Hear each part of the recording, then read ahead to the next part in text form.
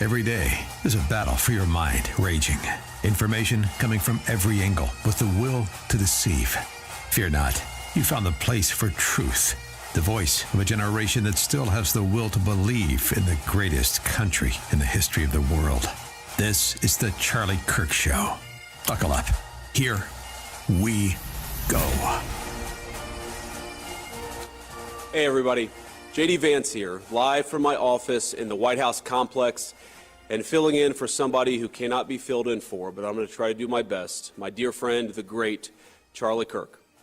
The last several days have been extremely hard for our country. They've been hard for me, hard for my family, hard for the countless people in this building who knew and loved Charlie Kirk, and of course, they've been hardest most of all for his darling wife, Erica, and their two beautiful children.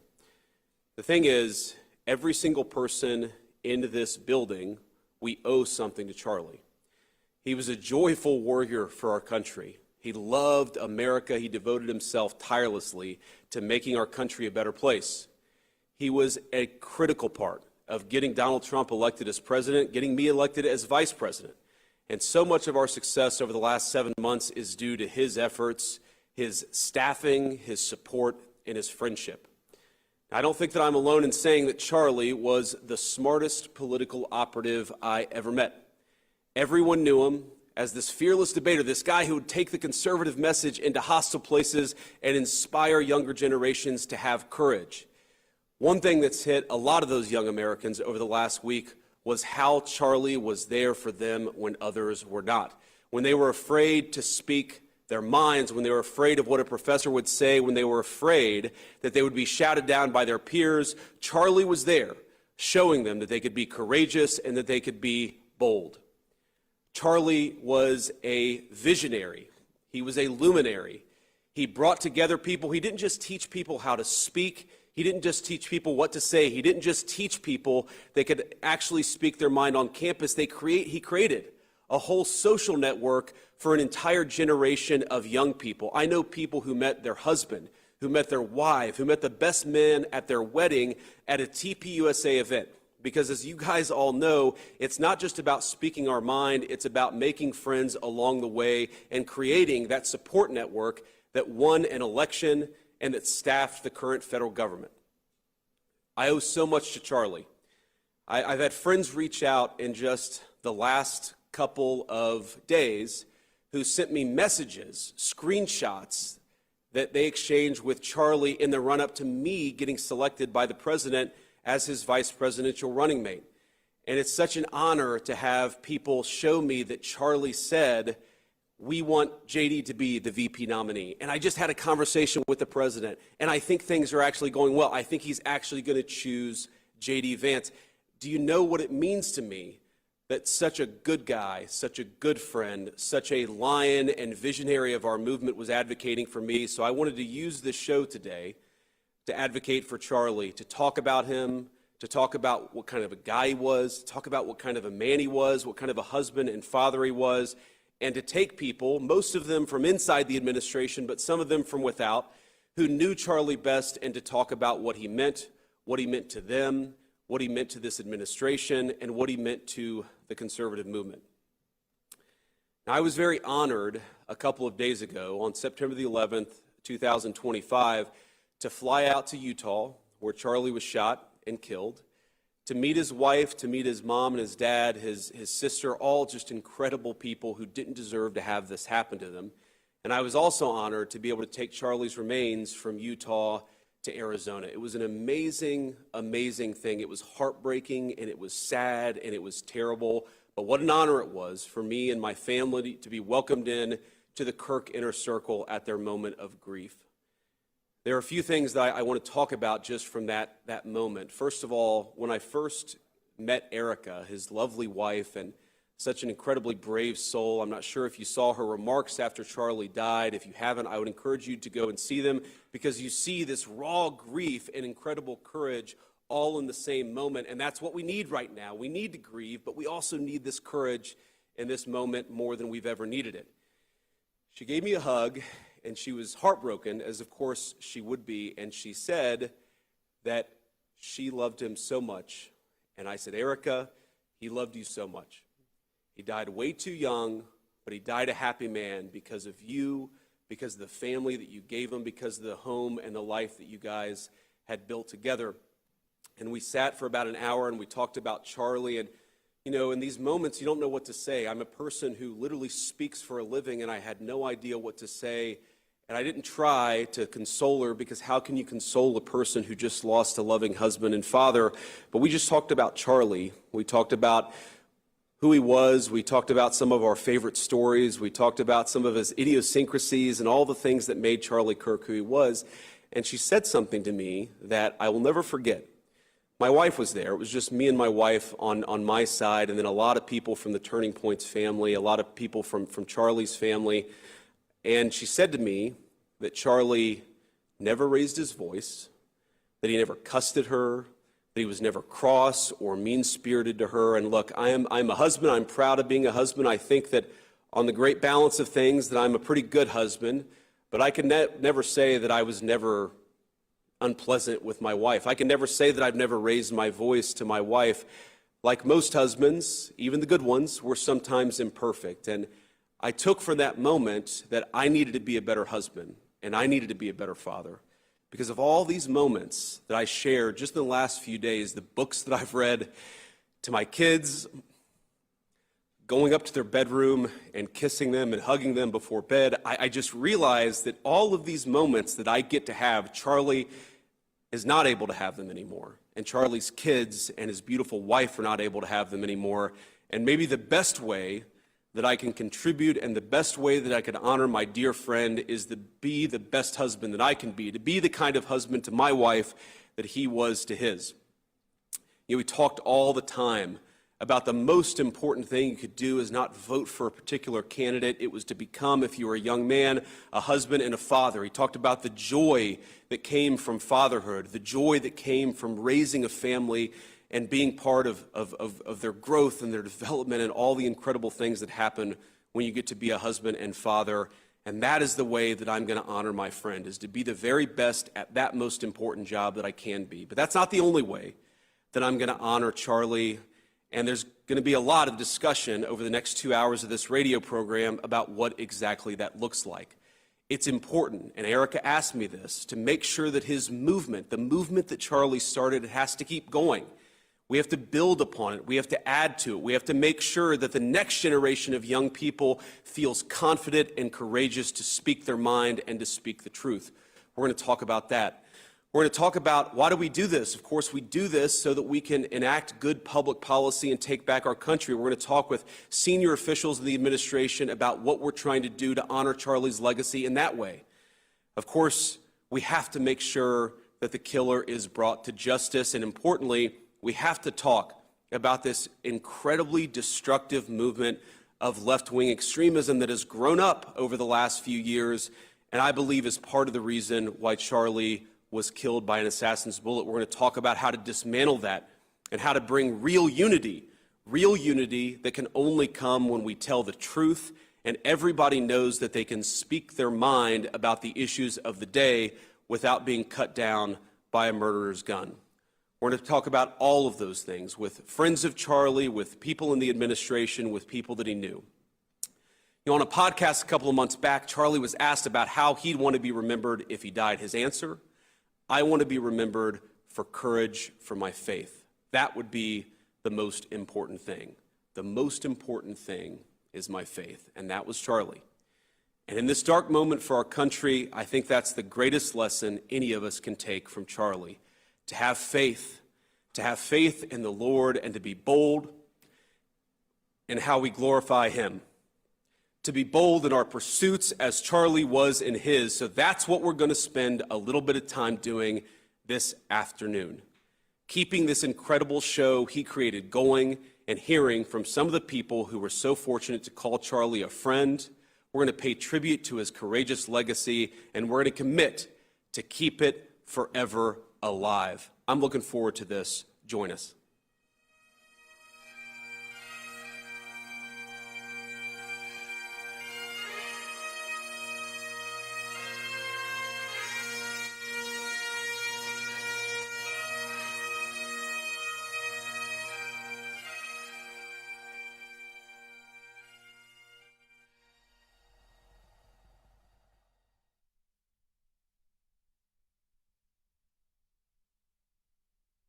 Why wouldn't he see him? Why wouldn't he see the person who's in the chat before talking about war policy? So, time out. Just so we're clear, I'm sure you've been added to group chats with 30 or 40 people sometimes, and you enter in with trust that every acronym is actually a government official. Obviously, that will not happen again. Just so we're clear, Signal is an approved chat by the Biden administration. It's an approved secure channel by I'm not talking shit on Signal. However, time out. Let me ask a question about Pete Hegseth. Would you rather have a warfighter or a bureaucrat run the United States military? I would rather have somebody that doesn't have a history of alcoholism. I'd rather have somebody that, I mean, realistically. Wow. So do you think how about Mark Milley and Lloyd Austin? Were they better at running the U.S. military than Pete Hegseth? I mean, I think you're going to probably start talking about how there's higher enlistment numbers. Yeah, under not only Pete that. Hegseth. So recruitment in the military is up majorly. Thank you, Pete Hegseth. He's doing a pretty good job. Number two, procurement. We're saving money. Estimates are that we'll save hundreds of billions of dollars in efficiency. War games are up. The amount of war games we're doing in the Southeast Pacific has increased by 30%. This is a military town here in San Diego. They have a massive increase in people wanting to join the Navy, want to join the military. That wasn't happening under Biden.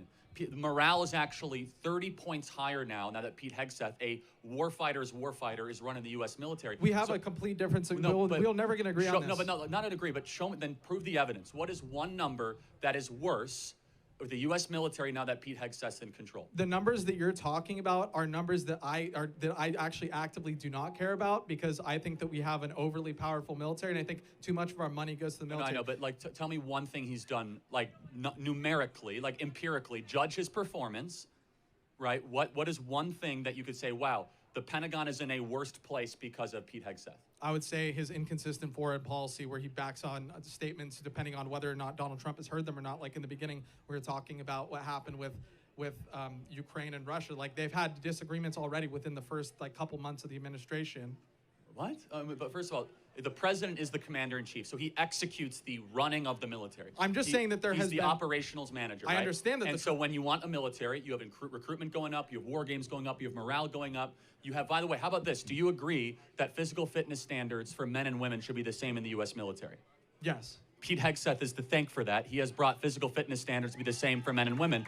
Lloyd Austin didn't do that. Mark Milley didn't do that. Do you also agree that we should not have like transgender pronoun type policing of our military members on the front lines of combat? See, the thing is Pete Hegseth has gotten rid of all that, but I'm saying you're trying to make a contention that he's not qualified. The military is in a much better place thanks to him only after 100 days, man. And that's that is the weakest example of all the ones that you have in the cabinet. You didn't address Rubio, you didn't address Noem, you didn't address Bessent, you didn't address Lutnick, you didn't address Bobby Kennedy, you didn't address all these people. So I have to ask you the question.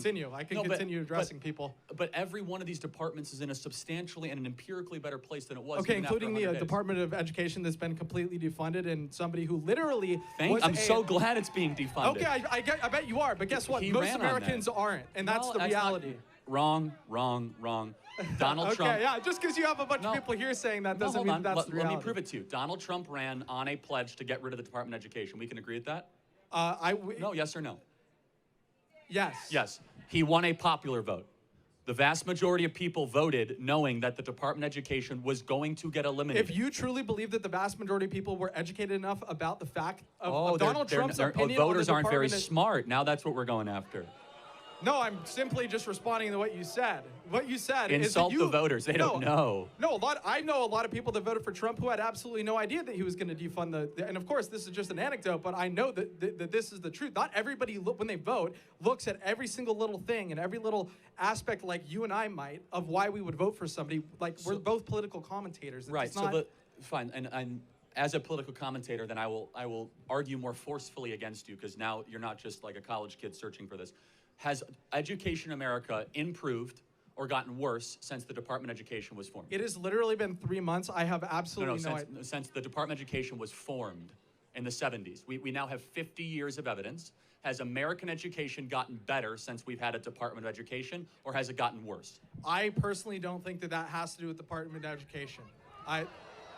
Well, when you've spent over $4.5 trillion with one federal department, and we have 30 schools in Chicago where a fifth grader cannot read at grade level. We have 35 schools in Baltimore where kids cannot do math or reading at grade level. We cannot find a single school, not a single school in downtown Detroit, where by the time they graduate high school in the heavily black areas, that they're proficient in reading or math. We are now like 30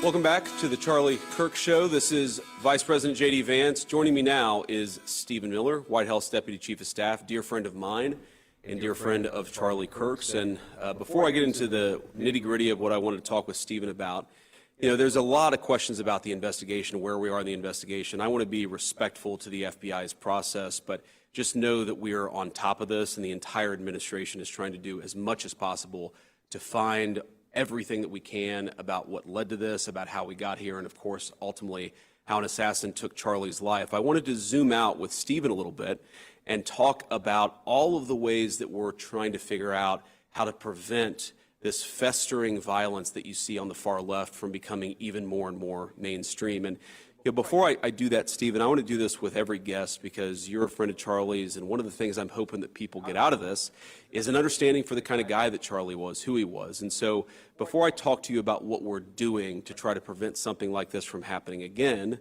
maybe you could just talk about why you love Charlie, what memories you have of him, something that would give our audience a sense of what he was behind the microphone. Yeah.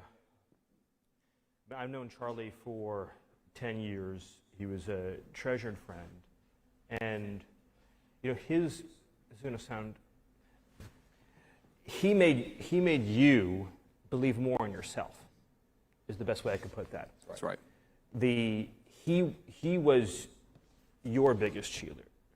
He would, if I was working on a hard project, an important executive order, a major new initiative, he would give me the strength and the focus to get it done. That's right. He was everybody's supporter, enthusiast, cheerleader, promoter. He made all of us better every single day.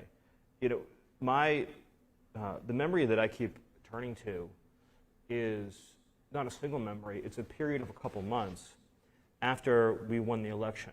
And Charlie was in the campaign or the transition office every single day. And from dawn till dusk, volunteering his time to get into the weeds, the nitty-gritty of government. And he was so damn excited. I mean, it really hurts to think about it right now. He was so excited about all of us being here.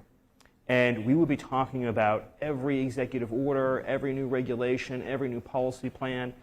It was such a thrill for me to get to spend a few months of my life, because, you know, he came from the nonprofit, the activist world. I came from the government world.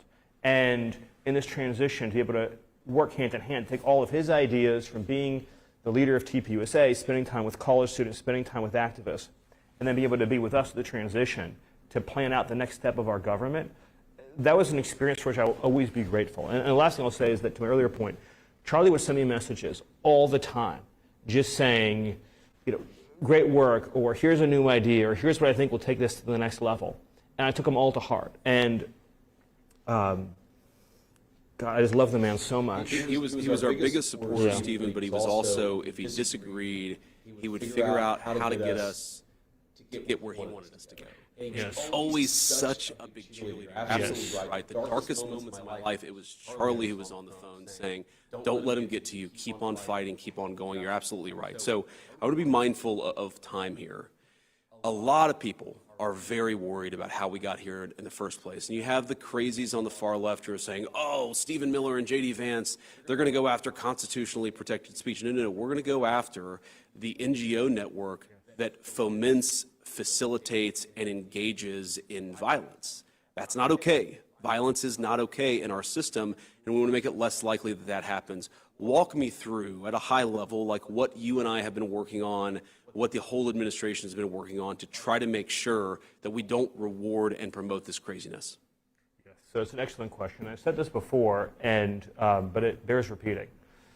The last message that Charlie sent me was, I think it was just the day before we lost him, which is that we need to have an organized strategy to go after the left-wing organizations that are promoting violence in this country.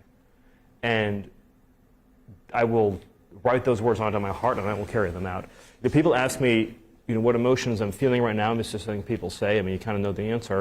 There's incredible sadness, but there's incredible anger. And the thing about anger is that unfocused anger or blind rage is not a productive emotion. Right.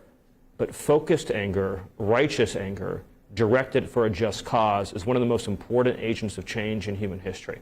Charlie showed that. Amen. And we are going to channel all of the anger that we have over the organized campaign that led to this assassination to uproot and dismantle these terrorist networks. So let me explain a little bit what that means. So We've got 30 seconds, so be quick, Stephen. the organized doxing campaigns, the organized riots, the organized street violence, the organized campaigns of dehumanization, vilification, posting people's addresses, combining that with messaging that's designed to trigger and incite violence, and the actual organized cells that carry out and facilitate the violence, it is a vast domestic terror movement.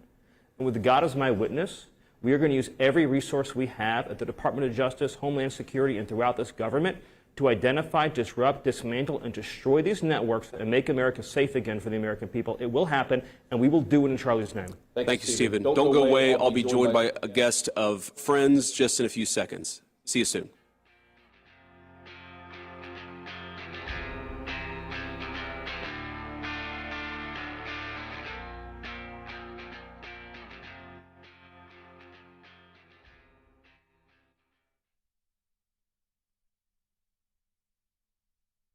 Why wouldn't he see him? Why wouldn't he see the person who's in the chat before talking about war policy? So, time out. Just so we're clear, I'm sure you've been added to group chats with 30 or 40 people sometimes, and you enter in with trust that every acronym is actually a government official. Obviously, that will not happen again. Just so we're clear, Signal is an approved chat by the Biden administration. It's an approved secure channel by I'm not talking shit on Signal. However, time out. Let me ask a question about Pete Hegseth. Would you rather have a warfighter or a bureaucrat run the United States military? I would rather have somebody that doesn't have a history of alcoholism. I'd rather have somebody that, I mean, realistically. Wow. So do you think how about Mark Milley and Lloyd Austin, were they better at running the U.S. military than Pete Hegseth? I mean, I think you're going to probably start talking about how there's higher enlistment numbers. Yeah, not only Pete that. Hegseth. So recruitment in the military is up majorly. Thank you, Pete Hegseth. He's doing a pretty good job. Number two, procurement. We're saving money. Estimates are that we'll save hundreds of billions of dollars in efficiency. War games are up. The amount of war games we're doing in the Southeast Pacific has increased by 30%. This is a military town here in San Diego. They have a massive increase in people wanting to join the Navy, wanting to join the military. That wasn't happening under Biden.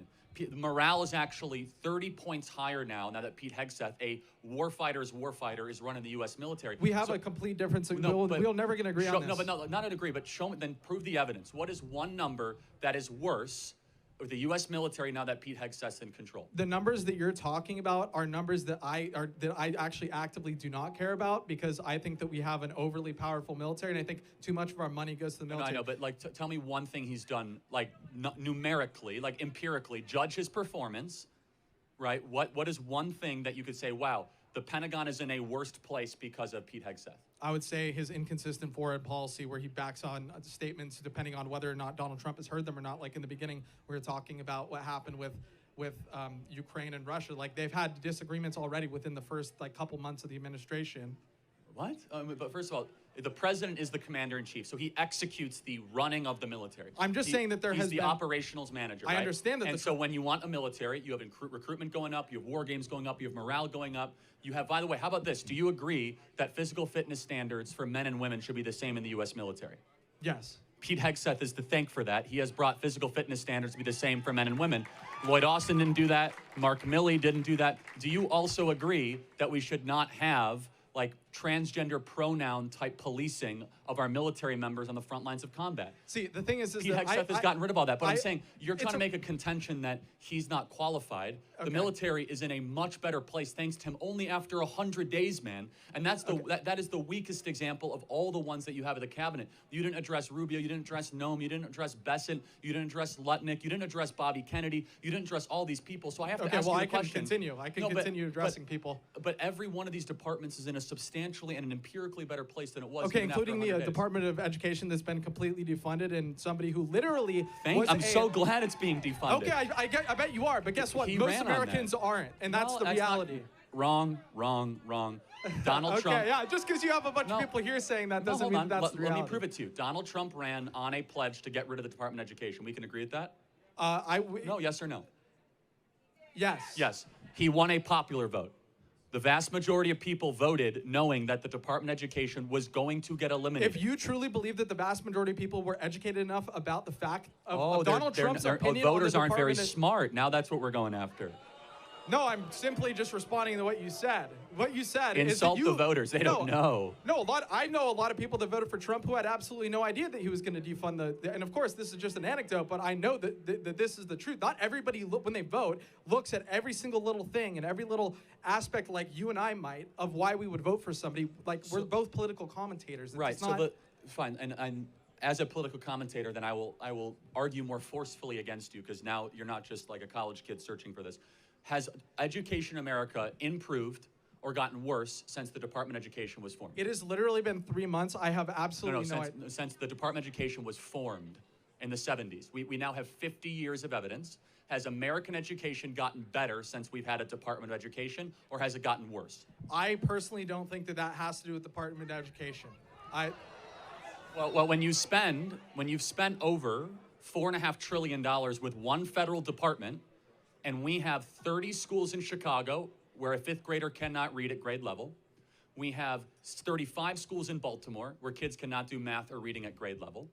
We cannot find a single school, not a single school in downtown Detroit, where by the time they graduate high school in the heavily black areas, that they're proficient in reading or math.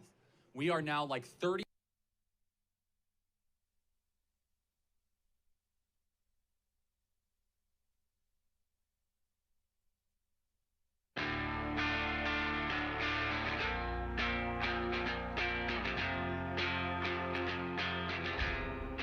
On air and on fire for the preservation of our nation, The Charlie Kirk Show. Welcome back. This is Vice President of these United States, J.D. Vance, your host for today's Charlie Kirk Show. Joining me now, and I'm excited about this one, are a few guys who, like me, were lucky enough to call Charlie their friend. I have Taylor Budowich, the White House Deputy Chief of Staff. Kaylin Dorr, in the middle, is the White House Deputy Communications Director. And Andrew Colvett is Charlie's longtime friend and the executive producer of this show. Gentlemen, thanks so much for joining me. Thanks for being a dear friend to Charlie. And I thought what I'd start with is, we all knew Charlie the man, not just Charlie the personality or Charlie the celebrity or Charlie the guy who did debates on college campuses. I want to start with you, Taylor. What's something that you wish people knew about Charlie that they don't if they just watch his clips on X or YouTube or wherever? With Charlie, what you see is what you get, and I think that was true even from my first interactions with him on the 2020 presidential campaign. We'd always be doing these fundraisers. Don Jr., Kimberly Guilfoyle, who was the Trump Victory Finance Chair, would host these big fundraising events. Charlie was always the first one to show up, and we would do these team events where we make calls all day. And you'd always want Charlie on your team because the guy would get there first, make as many calls, and he was the best fundraiser that we had. But, we have not just the privilege of being Charlie's friend, but seeing what he's built through Turning Point. And it became personal to me when my sister, who we're from California, and, is trying to find her way politically, and said, I want to get involved. And we have the benefit of, we can go to any event, any rally, any intimate setting. And I said, you know what, there's the young women's event that he hosts in Dallas. I said, how about we go to Dallas? And one of the reasons why Charlie's events, I think, have been so successful and why this organization has been so successful is he makes these events approachable to the person that hasn't done politics before, hasn't been engaged, but is curious and thinks maybe something is going wrong with the country, maybe that there's a way to get involved that's not the big rallies, that's not, standing in lines for a long time, but and for my sister, it was for a conference room of girls listening to Taylor Swift music during breaks and kind of having approachable, but then also talking about life, talking about family, talking about, at this event, just relationships. And starting to build a path for young people that is both approachable but informed and thoughtful. And so for me, it was an ability and an opportunity for me to share with my sister something that I get to experience all the time. And I think it was something that she really appreciated, and I know millions of young people are appreciating. And by the looks of the signups pretty good, and they're going to appreciate it a lot more. We'll talk about that, Andrew. So it sounds like there's been this blowout of interest in Turning Point's USA and the mission. One of the things I really hope is that this assassin didn't silence Charlie's movement, and I think that's the best way for us to honor him is to keep it going. You're one of the critical people at TPUSA. Tell us a little bit about Charlie, but also about what you've seen in the wake of Charlie's assassination. To put things in perspective, there are, I guess, currently 900 official chapters of Turning Point on college campuses. And that's, when you get at about 900, 920, give or take, kids graduate, you got to kind of rebuild a few chapters.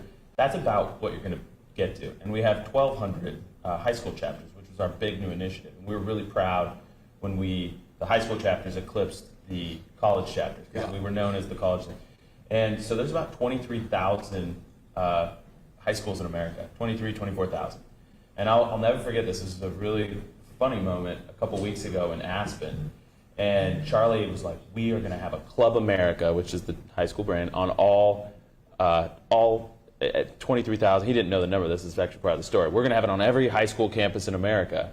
And the team is going, oh my gosh. And Charlie goes, we're going to have 35,000 high school chapters. And, he just threw out this big, stretch goal, and we're like, oh, Charlie, and the whole team's freaking out because that's a huge lift. And he goes, they have to be on every single high school campus. And then I'm sitting next to him, I look at it, and I Google it, and it was like, there's 23,000 high schools in America, Charlie. He goes, oh, okay, 23,000, we're going to be on every single one. And then the team got him eventually to say, well, okay, the big stretch goal is 10,000. And it was amazing because now I tweeted out, and it's I don't know, it's like 10 million views or something.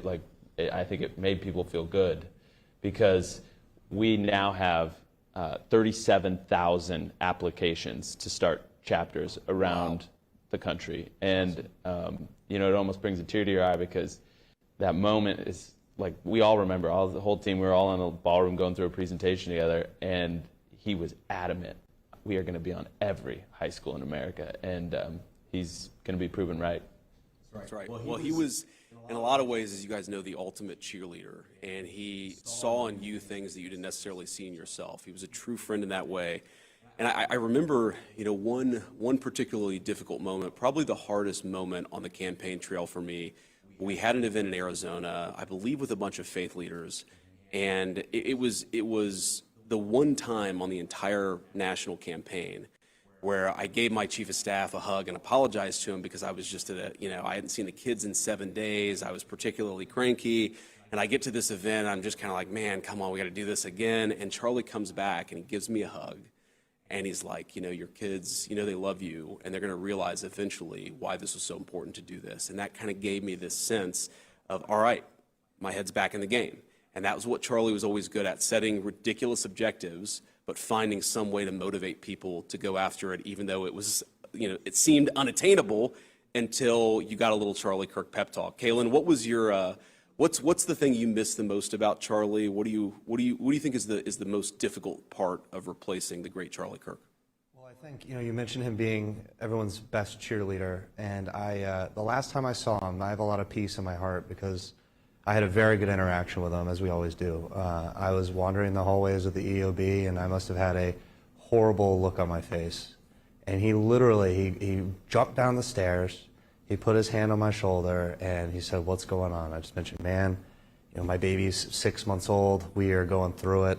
We are really, I'm struggling, man. And he sat there and he prayed for me in the halls of the EOB for quite a bit of time, and he didn't need to do that, right? It could have been a quick check-in. And I asked him, I said, dude, how do you do it? How are you doing it? You're killing it. You're a great dad. You guys are doing an amazing job at Turning Point. I think you're doing everything you can. And he looks at me and says, I have a great team. And I laughed and I said, cool. So are you going to donate to the Kaylin Dorr Nanny Fund after this?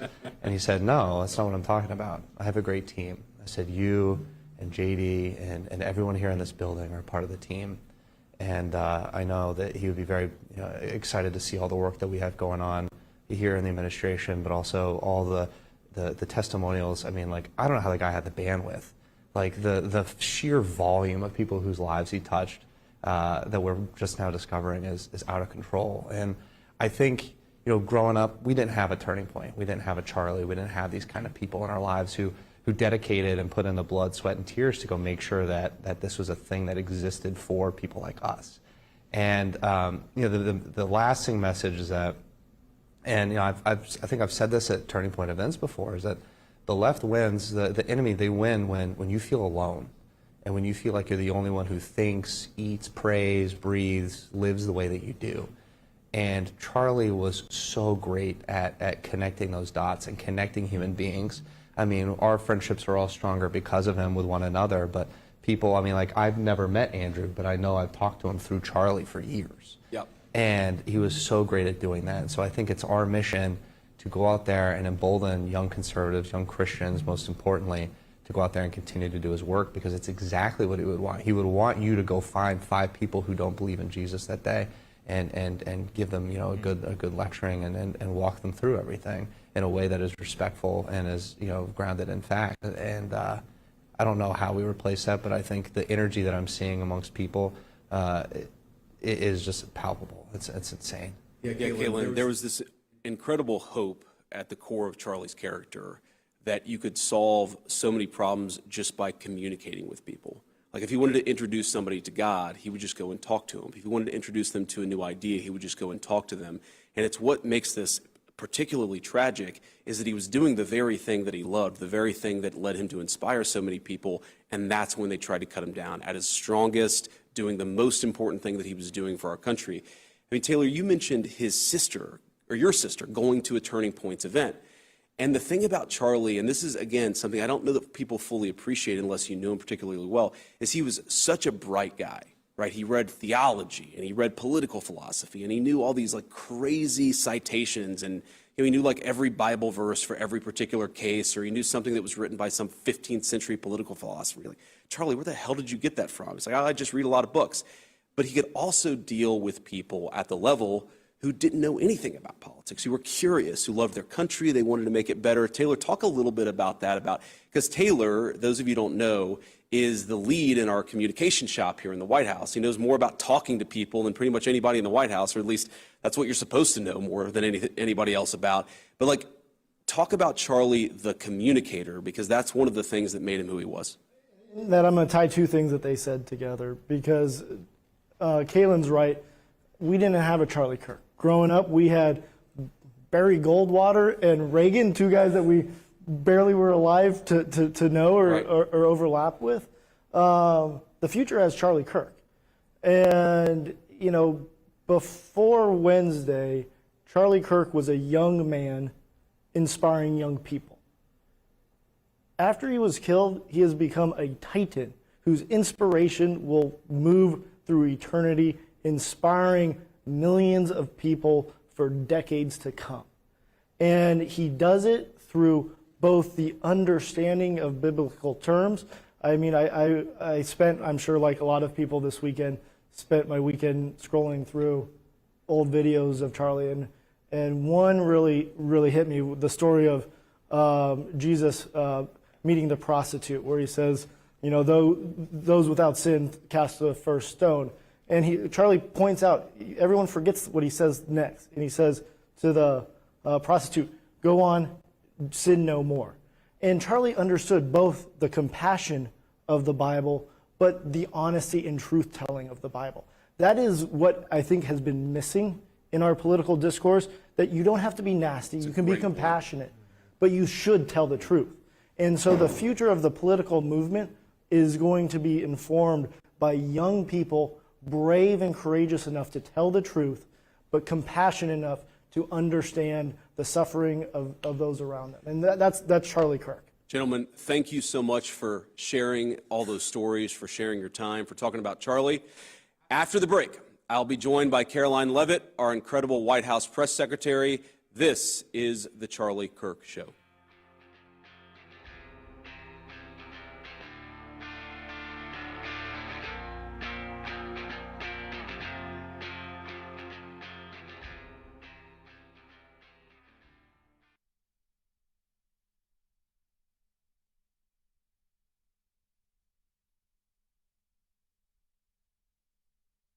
Let's come to the front of the line. Yes.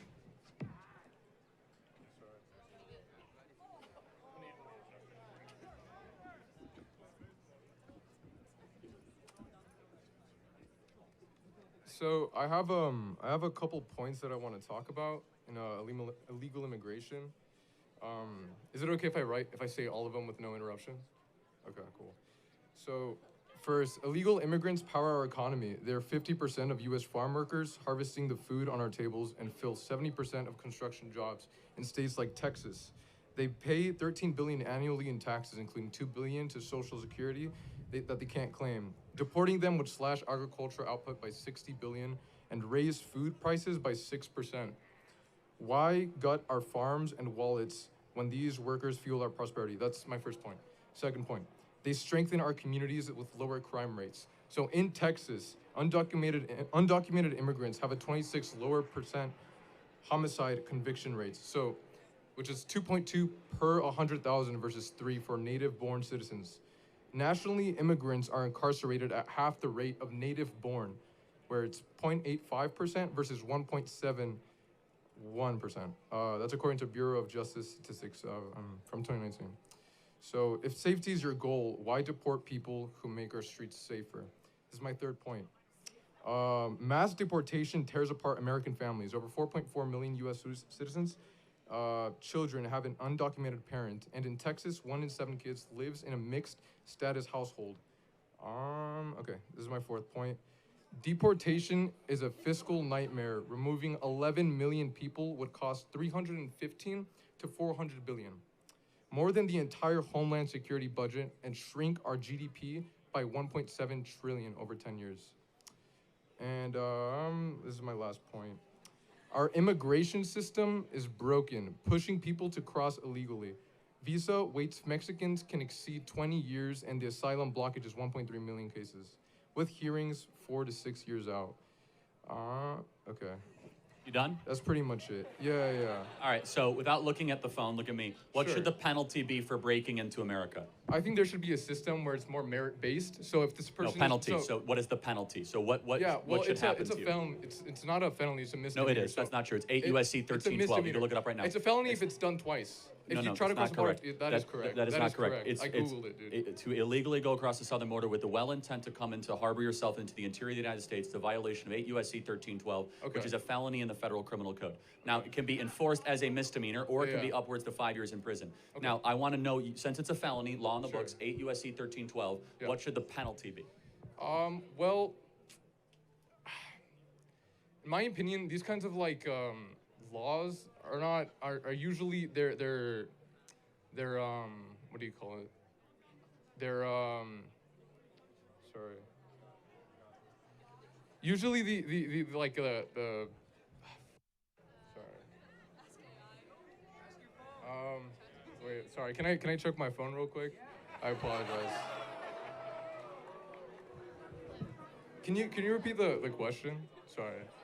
What should the penalty be Penalty be. Okay. for someone that breaks or comes into America illegally? What should the penalty be? I think there should be a merit system where the people. Okay, the Not penalty. answer. All right, let's. That's the penalty. not the So- answer. It's a very simple moral and Okay. legal question. Okay, What sure. should the penalty be if you come into America illegally? Okay, so since it's a misdemeanor, not a felony, misdemeanors I are. just told you it's true, not 8. dude. You can look up on That's your not chat true. GPT. What is Yeah, 8 yeah. USC? Look up what is 8 USC 1312. No, I know. I've already looked it up. Yes, which It is takes, when it's your second time crossing the border illegally, then it becomes a felony. it can be.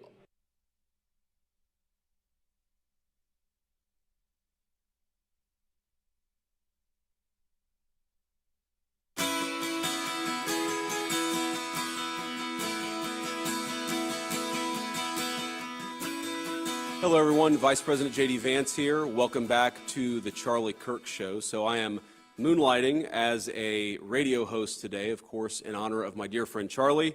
And, I wanted to be like Marco Rubio. I wanted to add an extra job here as the radio host and vice president here in the West Wing, here in the White House complex. But I have another person here who wears many hats and is one of the most gifted communicators I've ever seen, right up there with the great Charlie Kirk. I'm glad to be joined by Carolyn Levitt, our press secretary. Carolyn, so good to see you. Thank you, Mr. Vice President. Very kind. I appreciate your saying that. So why don't you kick it off and tell us a little bit. So those who don't know, who are listening or watching, you actually were involved with TPUSA very early on when you were in college. Tell me about that experience and about getting to know Charlie Kirk through that forum. Well, I'm a Gen Z conservative, so I was really raised within the MAGA movement, and within the MAGA movement as a Gen Z conservative means you're very much a part of the Turning Point USA movement. And so my political education was not just through the rise of President Trump, but also the rise of Charlie Kirk. Yep. And watching him and listening to him, and I inquired about starting a Turning Point USA chapter on my college, St. Anselm College in Manchester, New Hampshire, where I went and where my political ambition and love of media and politics really began. And so just by watching Charlie from a distance was so inspiring to me as a young conservative woman. And then I got to know him personally when I decided to run for Congress, and he was a tremendous supporter and friend. Great. So you literally communicate for a living. You're the person that speaks to the American people and the world on behalf of the White House every single day. Did you learn anything particular about the way that Charlie Kirk communicated with people? And what I always appreciated is that though he was very smart, and though you see all these clips of him owning people or of him getting the better of somebody in a debate, if you watched a full Charlie Kirk rally and all of the Q&A, and I was just talking with Andrew about this off camera, 90% of it is Charlie being kind and being compassionate and offering moral support to people. What do you take from Charlie Kirk, the communicator? So many things, just by watching him and by being around him. But I think most of all, standing firm in your convictions and picking a fight, especially when you know you have the facts and the truth on your side, but doing it with a smile. And that's something Charlie did so brilliantly and well. He would go to these campus reform events and he would say to the crowd, if you disagree with me, come to the front of the line. And I find myself doing that in the briefing room, you know, picking on the reporters whom I know very much disagree with me and with the president. But as long as you believe in what you're saying and you have conviction in it and you have truth and the facts on your side, it makes it a lot easier to say it. And that's what Charlie did for a living. And I know he inspired me as a young voice for President Trump now, like you said, behind the White House podium. And, you know, before every briefing, I always pray to Jesus Christ. And Charlie was so outspoken with his faith, and I will continue to be in honor of him.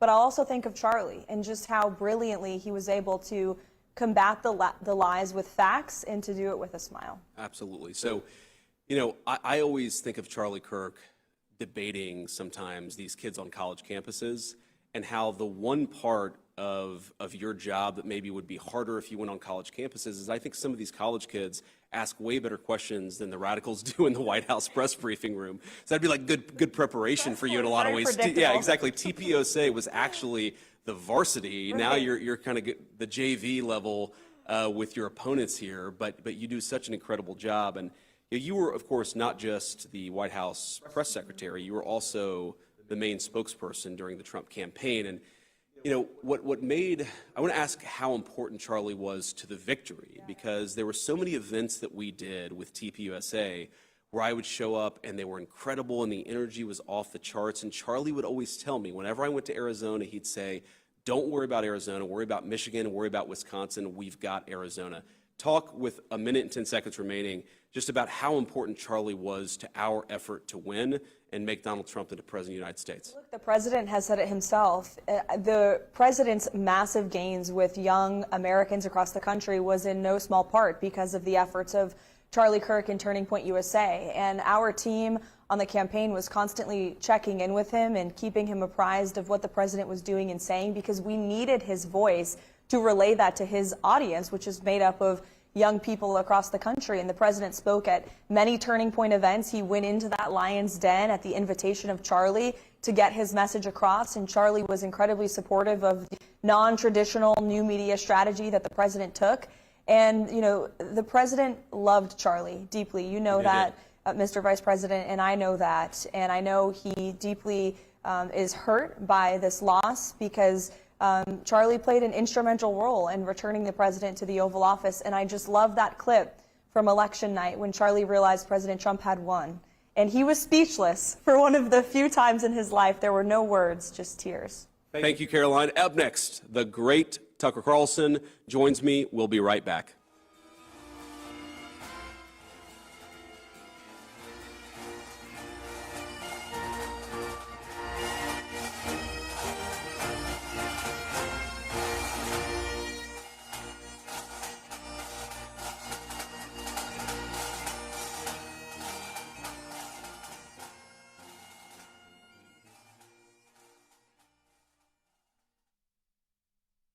education are unnecessary administrators and paper pushers. And why is that important?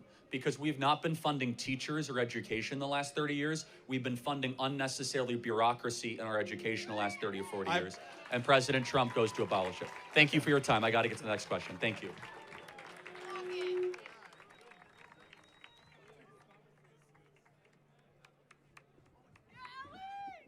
Hello.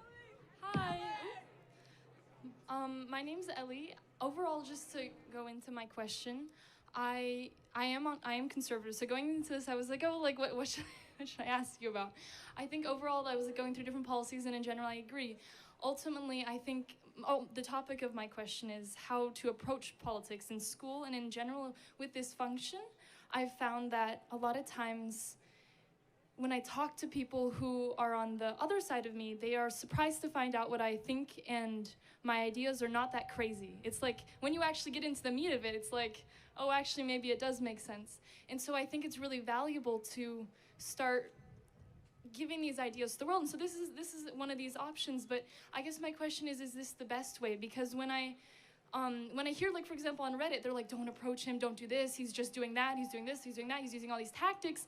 And so I wonder if you've considered, not to say that this is a bad way to go about it, but if there's maybe a slightly better way, because I think what you're saying has a lot of value in this world, but it's like in this school specifically, it is thought of as evil and as like not like a valid way to think. That's a UC San Diego problem, not a Charlie Kirk problem, right? No, and it's not, and it's not to say it's a problem of you. No. And I meaning, like, and I read there was some op-ed journalists where they said, ignore Charlie, ignore him. Well, what they're saying is that they are not either smart enough or they're not intellectually mature enough to have a discussion with a conservative on any issue. I have literally almost no notes. I have like a couple charts to show you if the topics come up. You guys can use AI, you guys can use Grok, you could use whatever you want. You could bring a professor, you could bring 5 of your top libs together, debate me, right? Yeah. Do I, other side? Okay, Yeah. Thank you. And you guys can debate me at any time. I fail to understand why, well, actually I know the reason. Speech is not a left-wing value. And they do not believe in freedom of speech, they believe in totalitarian control. There are exceptions to that. So if they have a problem, I think this is one of the best ways, not the best way. I literally could not be more open to disagreement. I say if you disagree, you go to the front of the line. Yeah. And I mean, how often do you as conservatives get a chance to challenge liberals on campus, right? And being welcomed, ever? Oh, absolutely, almost never. Definitely because not in speech is not a class. left-wing value. No, but to say that, I mean, with all of that being said, that is very true. But ultimately, what happens here is I see a lot of, like, the ideas just being like bubbled against. And so like when I talk to my friends, their ideas aren't changed from these conversations. And so I wonder if there's just like a... You would be surprised, sorry to interrupt. What happens here gets seen hundreds of millions of times on social media. Absolutely, yes. The crowds are growing. And so look, some people are gonna remain closed-minded. They're not gonna, have their horizons open, but that's on them, right? They have to actually want to pursue the truth and not just have their own worldview confirmed. And then I guess that's where I disagree, because I think fundamentally there is truth within anything, and I believe that maybe I would ask you like to see that like you have a big role in this. You have a big fan base and a big media base that you are making incredible change, and to take it just one step further would be really trying to push the narrative against this being like a place where people are just like debating. It's more than that. What would you like to see? I guess maybe it's more of a question. I guess, I don't know, moving forward, like trying to maybe to see that like instead of using these really fast tactics and to really like try to bring it down, not to say someone is, not to say that they're, no. I disagree with all that, that's fine. Yeah. I mean, you're thinking way too much about libs on Reddit. I care about normal people, so. No, yeah. I mean, you did bring up Reddit. I'm sorry. You're like... No, I guess that's true. No, and I guess so maybe... these people are not well socially adjusted, right? I talk to the 90% of the American people that actually want to make something of their life and, have kids and... No, and I couldn't agree more with that, like, stance. I guess maybe stepping away from Reddit, it's, to me, the people on this campus, this is a school I go to, and almost everyone I'm surrounded with has a completely different view from me, and I'd love... Not everybody. No, and this is like, but this, like, the people here, to find them, it feels like you're, like, sifting through a needle in a haystack. You want a hat? Sure. All right, thank you very much. Thank you. Thank you. Next question. Disagreements, come to the front of the line. Yes.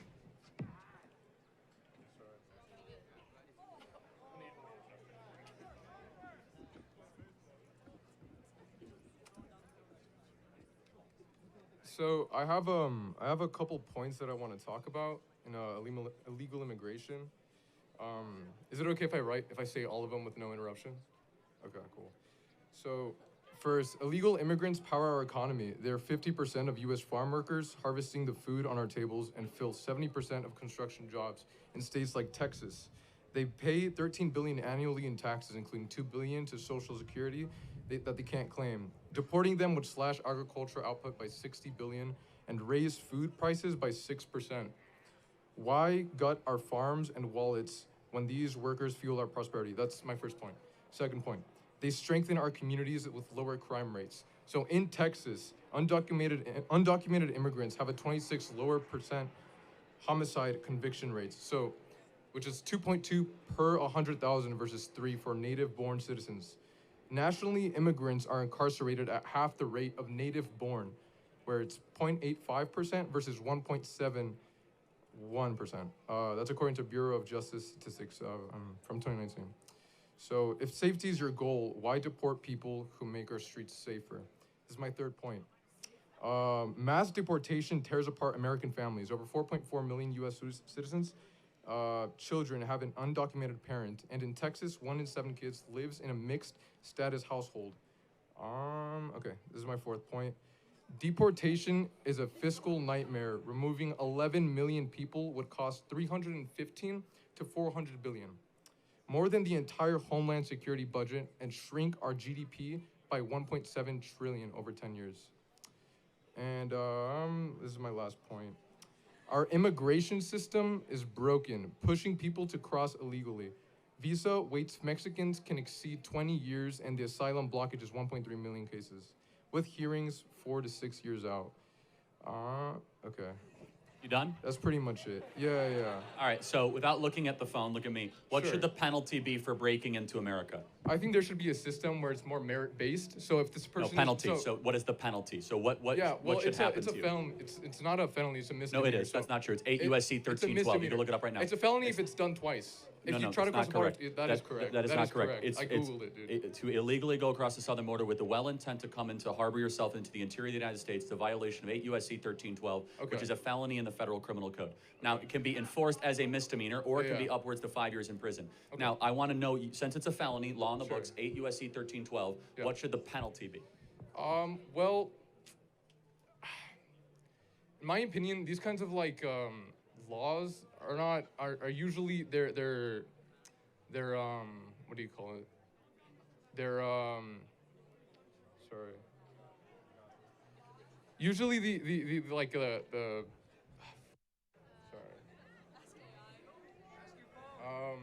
wait, sorry. Can I check my phone real quick?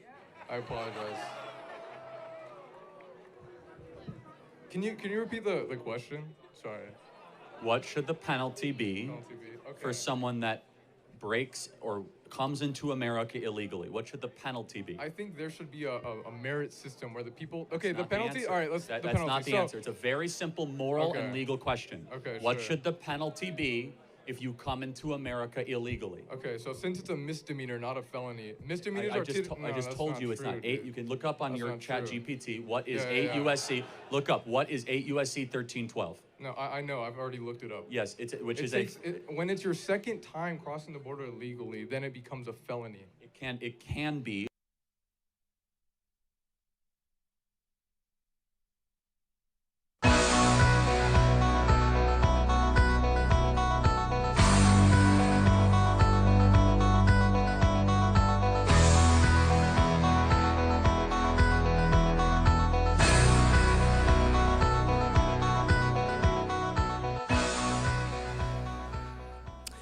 Welcome back to the Charlie Kirk Show. Joining me now is my friend and a close friend of Charlie, the great Tucker Carlson. Tucker, thank you so much for being here. And we have 10 minutes, Tucker. And just to give you guys at home a little behind the scenes, the producer just showed Tucker a sign that said rap. And Tucker looked at it and said, this is expand on your point, right? So if we end up going 35 minutes, you'll know it's not the host's fault. It's Tucker Carlson's fault. We read what we want to read. But I had it, Tucker, I think you know this, and some of you know this because I wrote about it on X.com. But when X.com was Twitter, I did an interview with the Tucker Carlson Tonight Show on Fox News, and I got a message from a guy named Charlie Kirk that said, you did a great job, I really liked what you said, and let's keep in touch. And that began the start of my friendship with Charlie Kirk. That was the first time I had ever communicated with Charlie Kirk. So you've known him for a long time. You talked to him about a lot of issues, and I want to talk in part about how to honor Charlie's legacy, because I think that he modeled civil discourse within the right. He accepted there were big disagreements on all these issues, but he thought we were all on the same team and we could debate this stuff, but actually have a drink at the end of the day and recognize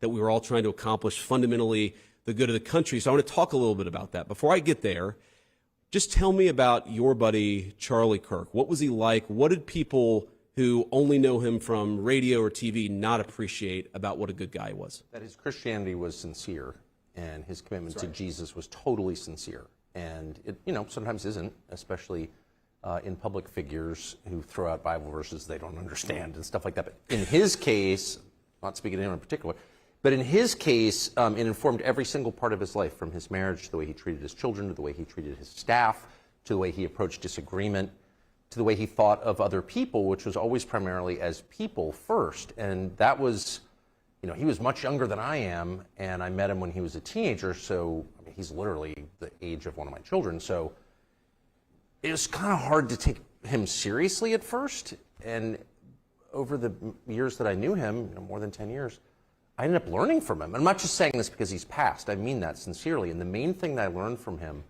was how to disagree with people on topics that you take very seriously and that they take very seriously without hating them or without feeling bitterness. I mean, it wasn't, if people knew what was going on behind the scenes, there was a lot going on behind the scenes, and it was intense, and it was bitter, and, because the divide, particularly in foreign policy questions, is very real in the Republican Party. The neocons versus the realists, or however you want to describe it, he was on the realist side for sure, but he was mad at the people who disagreed with him. He liked them as people. He agreed with them on some things. And he would always say that, I agree. In private, he would say that. And, I was involved in it because people were mad at him for having me at his conferences or for talking to me. And so we had cause to talk about it a lot up until he was assassinated. And I was so struck the whole time. I would say, I would use the ugly language I'm famous for in private. And he would never talk like that. He would say, well, I agree with him on this, but obviously I'm on your side on that. And he just never forgot there was a person behind the views, and that inspired me. And God commands that of us. That's a real commandment, in my opinion, and he lived it. That's exactly right, Tucker. He treated everybody with respect, and because he genuinely loved people, and he genuinely wanted their salvation, he wanted them to have a relationship with God, he wanted them to know the truth, he always treated them with respect, maybe especially when he disagreed with them.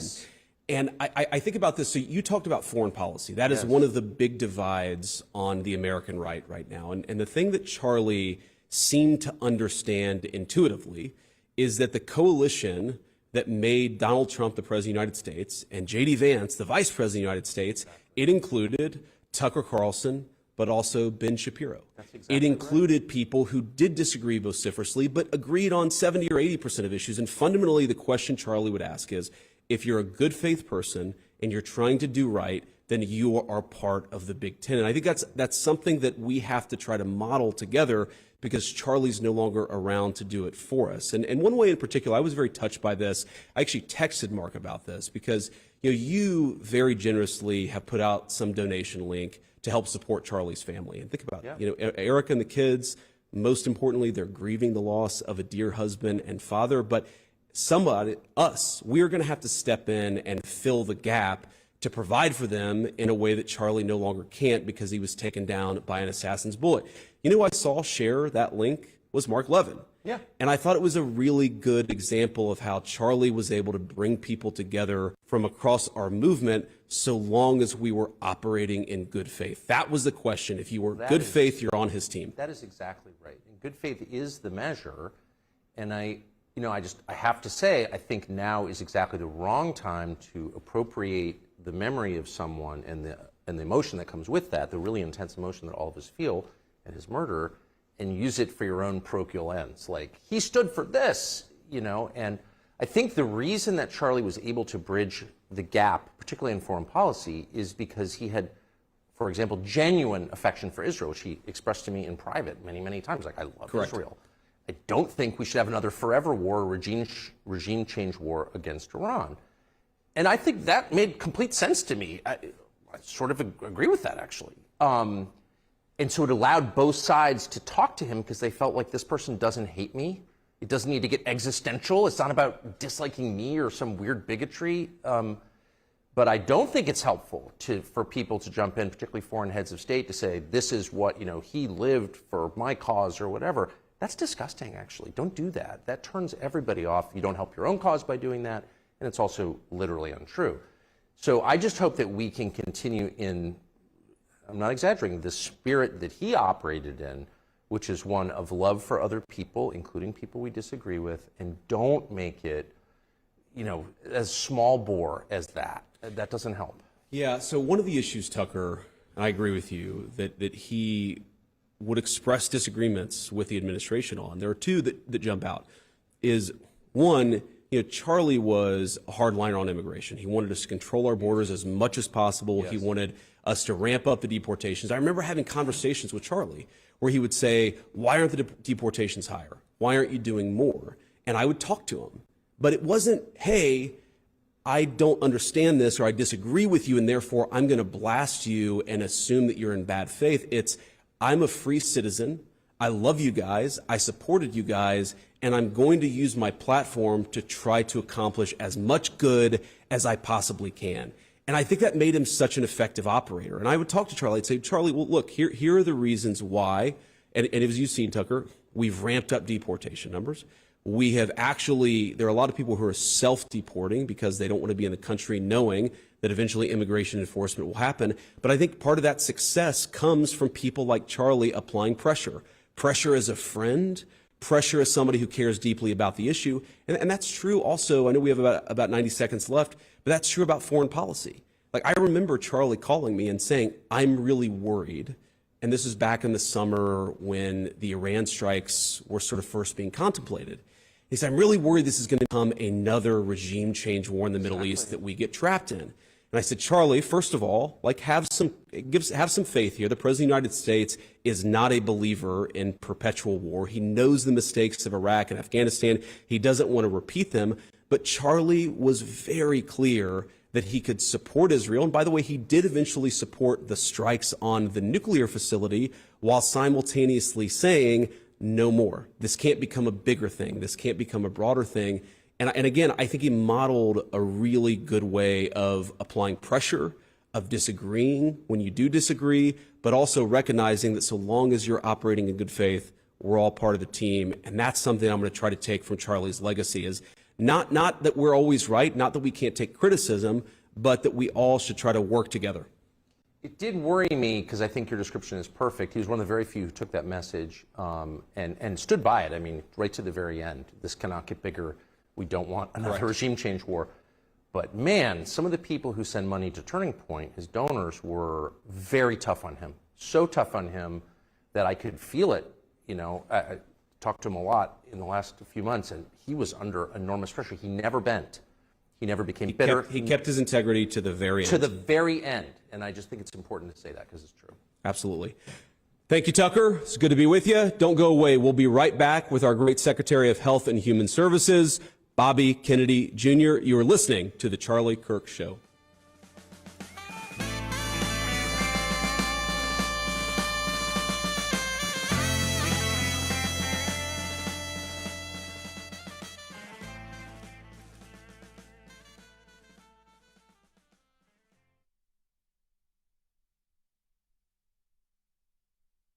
when they come. It's the largest slavery operation in American history that many illegal aliens helped make possible on the southern border. And I guess the final question I'll have is, should a government serve its citizens first and foremost?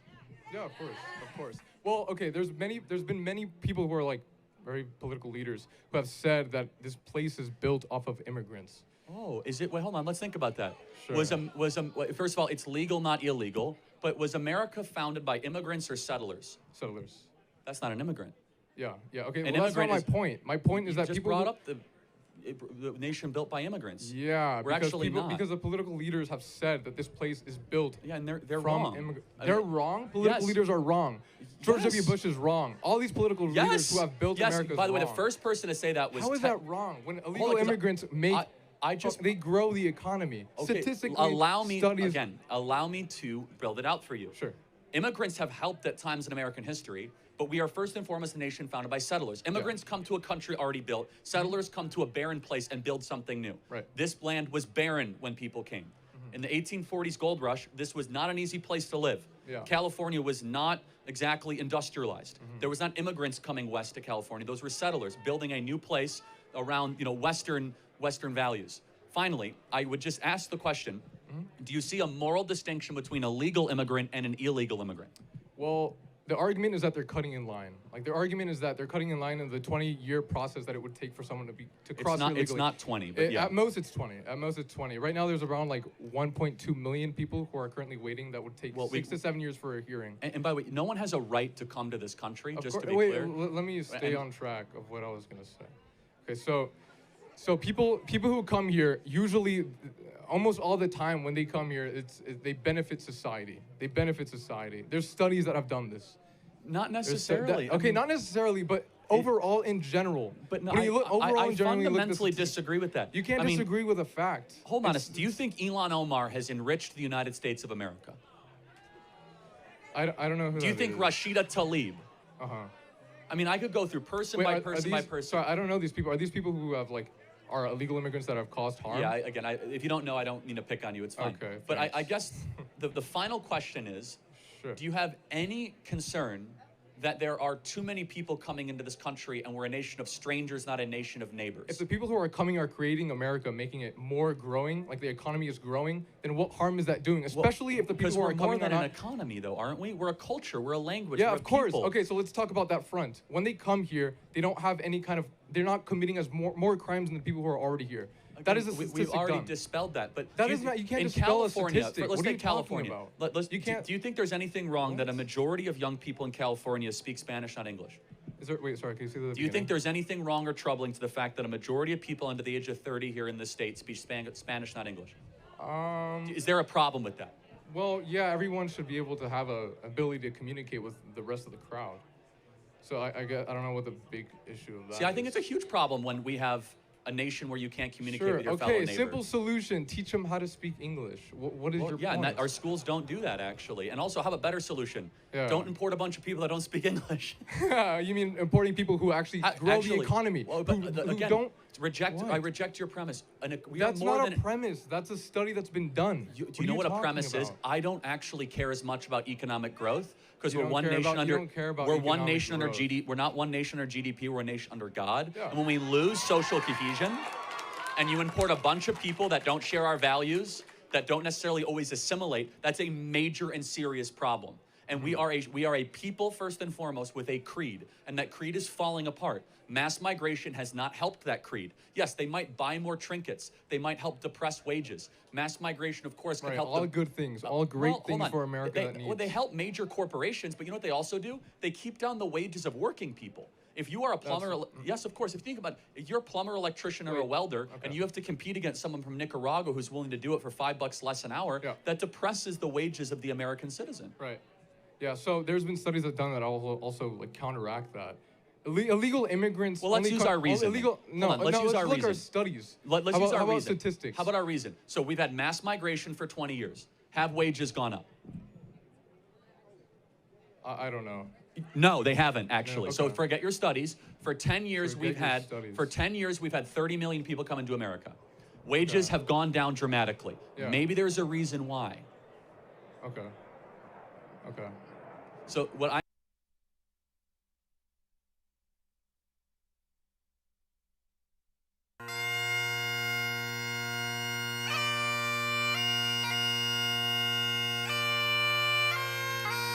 Welcome back to the Charlie Kirk Show. Joining us now is Robert F. Kennedy Jr., our great Health and Human Services Secretary. Bobby, thank you so much for being here. And one of the things that I always took from Charlie was this idea that we needed to grow the coalition and expand the coalition. There's probably no person in the entire administration who better exemplifies that than you, one of the leading consumer advocates, health advocates that has existed in our country, but until a few years ago, more aligned, given your name. You were a scion of one of the great political families on the Democratic side in American history, but now you're one of the most important members of the administration in a Republican administration. Maybe talk, if you would, just a little bit about Charlie's approach to politics and how it ultimately made you one of the most important people in the federal government. Yeah, well, Charlie was probably the primary architect of my unification with President Trump. I actually announced my endorsement of President Trump at a Turning Point rally in Arizona, which was his idea. And he was, for people who were there, remember it, there was all these kind of fireworks and sparklers on the stage when we shook hands, and that was all Charlie's orchestration. That was his idea, and he insisted on that. But I first met Charlie in July of 2021. I had just written a book about Anthony Fauci, and he had me on his show for this very, very wide-ranging interview in which he really let me talk a lot, which was unusual at that time because I was not allowed to talk on most outlets. Sure. And I think both of us approached each other with some trepidation because we came from such different places.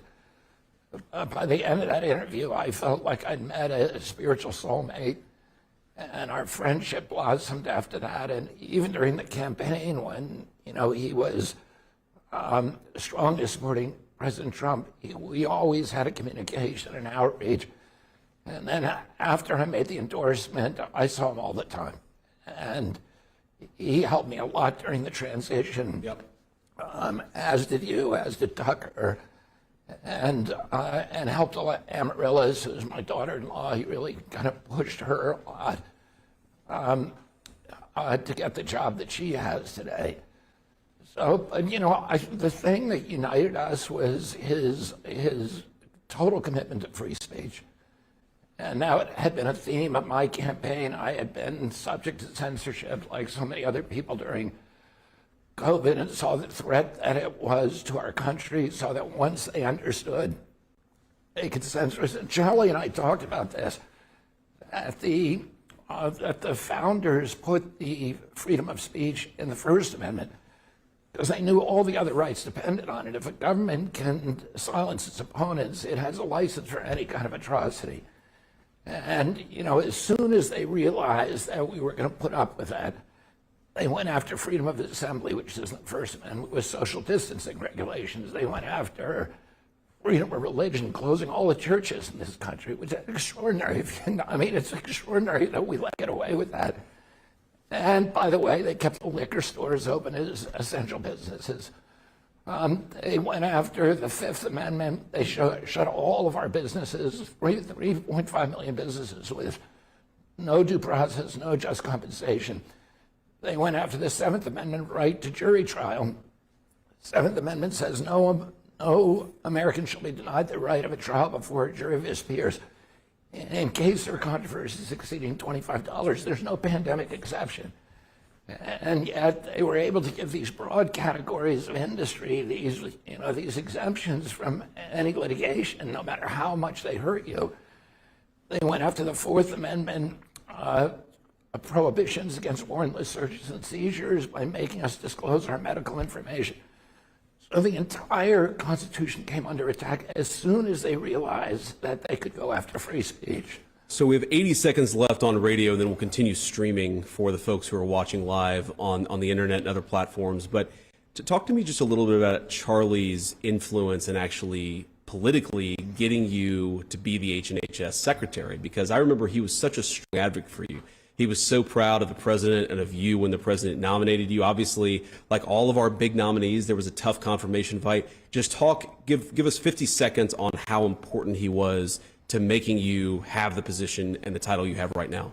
Well, you know what the transition's like. You never kind of know what's going to happen. And he was a critical ally for me in calling President Trump. And at first, when President Trump asked me whether I wanted this job, I was tentative. I didn't know whether I wanted to handle the Medicaid and Medicare portion, which is the biggest, economic behemoth. Sure. And he really persuaded me that I should do it. And then he helped me not only making calls to the president himself, but telling me people that I should call. Operating strategically, but I'll just say one other thing before we sign. Let me pause there, Bobby. This will continue on streaming, but for those listening on radio, I want to thank the secretary, and again, we'll keep on going for another few minutes off the radio, but appreciate it. Thank you. And now that we're, I guess, off radio, keep talking about this piece of it, because I think he was strategically brilliant. And he was a good political operator in a way that I think so many people don't realize. Yeah, he was. He was an impresario strategist. And he knew exactly, he did the same thing with Amaryllis. He told her, make this phone call, make this phone call, make this one first, this one second. Yep. And he knew exactly, he understood the uses of power. And he understood what buttons needed to be pushed to move the ball across the goal line. So he was very good on that. So he was a pragmatist, but he was also one of the most idealistic people that I've ever met. He was. And his principal preoccupation was with conversation. He thought conversation was the only thing that could heal our country. We have all these forces, and particularly the algorithms now in social media, that are driving us apart. And it's inexorable. There seems to be nothing that could stop it. And he understood that the only thing that could bridge that gap was debate, was open debate, and that censorship was the enemy of that. And that in order to have real conversations, we had to end the vitriol. We had to stop being poisonous toward each other. We need to say what we mean without saying it mean. Yes. And he was just amazingly, he was so respectful of the people who disagreed with him. He gave them the most respect and the greatest hearing. He wanted their voices to be heard. I saw on one of the networks just now that there's this big revolt against social media because of their contribution to the polarization that ultimately led to his death, this brewing up of hatred. Ironically, I think Charlie would revolt against that. Yes. Because he hated censorship. Yes. What he said is the answer is conversation and dialogue, and we need to learn to do that if our democracy is going to survive. If we're going to survive, we need to talk to each other, even though all these things are telling us not to. Yeah. So I talked to Charlie. It was either the night of or the day after our debate with Tim Walz, and he was excited. He told me how great I did, and obviously it's awesome to hear from a friend who tells you that you did a great job. But he asked what I thought of Tim. And I said, honestly, because you get in this sort of bunker mentality in the campaign, it's us versus them. And I was like, honestly, even though I'm glad that I think I did well, and I certainly don't want this guy to become vice president, I actually kind of liked him afterwards, after 90 minutes of talking with him. And Charlie said, that's why I do all these debates. It's like you can disagree vehemently with somebody, but if you're actually communicating with them, it's really hard not to appreciate at least a little bit. As a human being, even if you think they're 100% wrong on the issues, you can appreciate them a little bit as a human being, and that's what Charlie was so good at. So with all respect to you and all gratitude for being such a big part of his life the last couple of years, Bobby, good to see you. You too, Mr. Vice President. Thank you.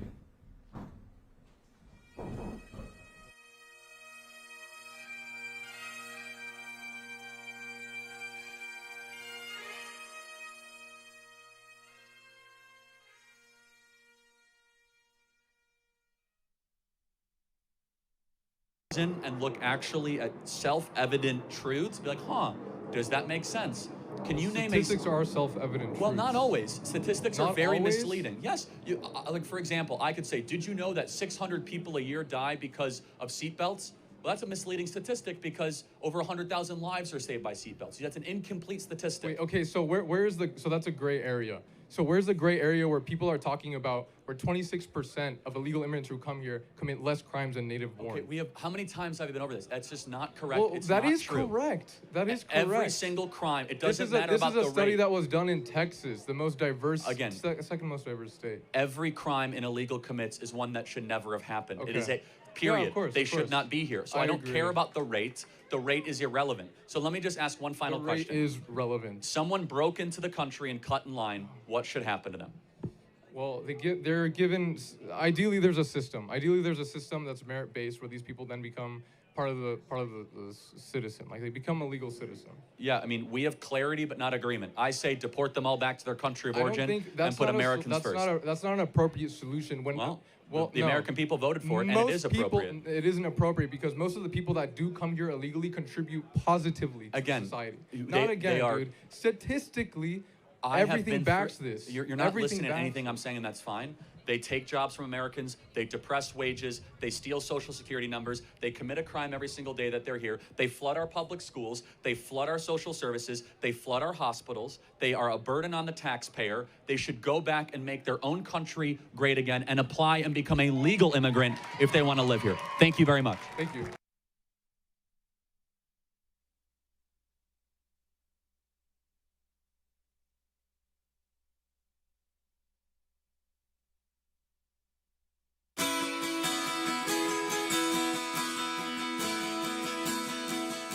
It's time for a whole new generation to wise up and rise up.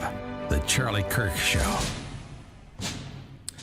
Welcome back to the Charlie Kirk Show. I'm JD Vance, and joining us now is a very special guest, the White House Chief of Staff, the person the President of the United States calls the most powerful woman in the world. It always embarrasses her, which is why I have to say it every time I introduce her.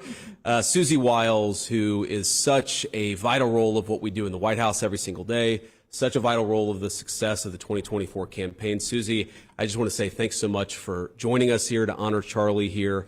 I want to tell you a little story. You may not be aware of this story, and maybe you didn't pay attention to the social media chatter, but if I go back to probably 6 weeks after I had been selected by the president, I was the vice presidential nominee, we were campaigning hard, and there was a weird little social media campaign to try to get Susie Wiles fired from her job, and she was running the Trump campaign at the time. More than a social media campaign. It was a full-on campaign, and I remember talking. Charlie Kirk called me, and he said, this thing to take down Susie is an op, meaning it's an operation meant to discredit us, meant to make us less effective. And the reason he thought it was so important to protect you is because he had such great respect for you. He thought you were such an incredible part of the team.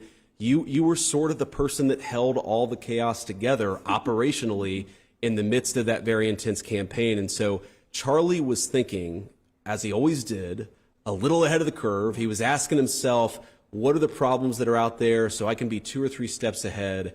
And he was fighting for you, maybe even before you realized that there was this thing against you. And it was never a situation where anybody ever doubted Susie Wiles, but I wonder sometimes if the reason why you had such good and strong support from the very beginning is because you had such a powerful voice in the Republican Party standing with you every step of the way. So I just wanted to tell you that because it's one of the reasons why I admire and respect you. I know Charlie loved, admired, and respected you, but I've told my Charlie story. Maybe talk in those days of the campaign what an important part Charlie was of our efforts and our ultimately successful efforts to install the boss in the Oval Office. Thank you, Mr. Vice President, and thank you for doing this. Of course.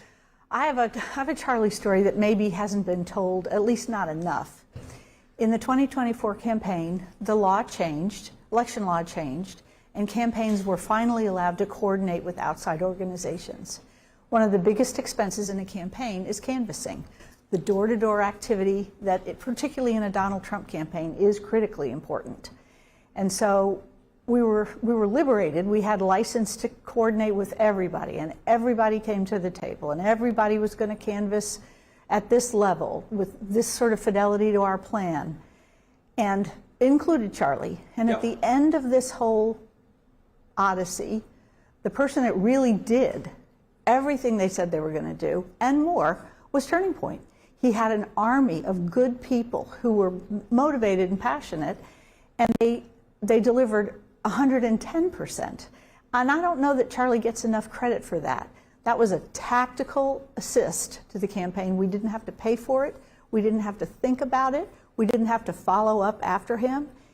It was an immeasurable help, and most of those canvassers were some of the same young people that voted for the president and convinced their families. Yeah. So in many ways, it was really a pivotal effort. That's awesome to hear. And it's consistent, Susie, with this theme that I've been coming back to today, which is that Charlie was a brilliant orator and communicator and debater. He would go to these college campuses and give them the courage to speak, to build friendships with fellow conservatives and Republicans.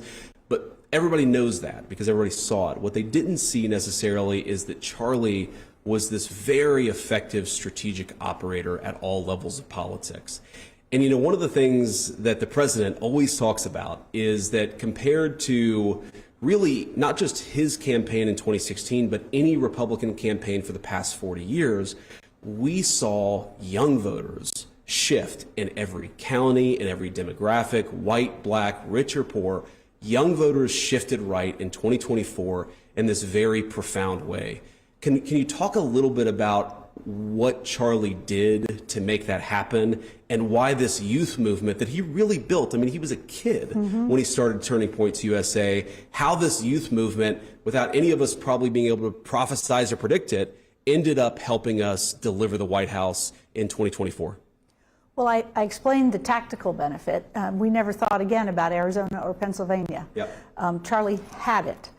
And as for the youth vote, I mean, he evangelized. He was on every college campus in every part of the country, and he was broader than that. A Turning Point event was something you had to be at, had to pay attention to.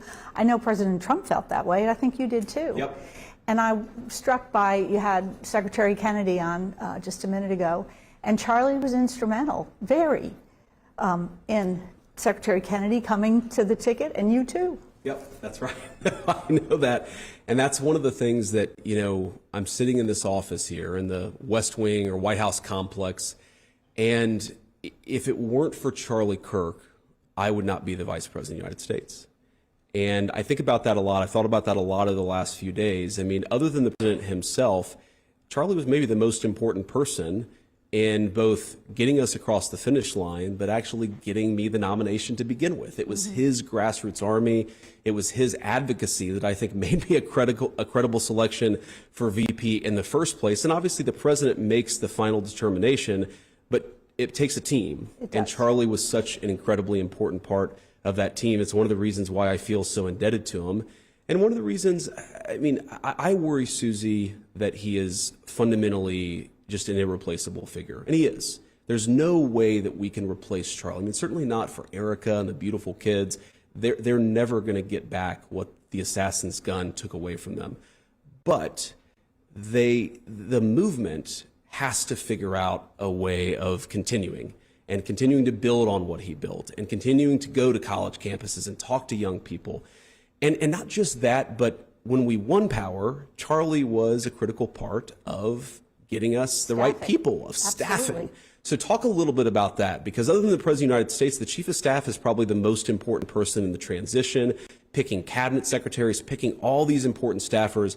Talk about why Charlie mattered so much, and not just helping us get there, but helping us succeed now that we're here.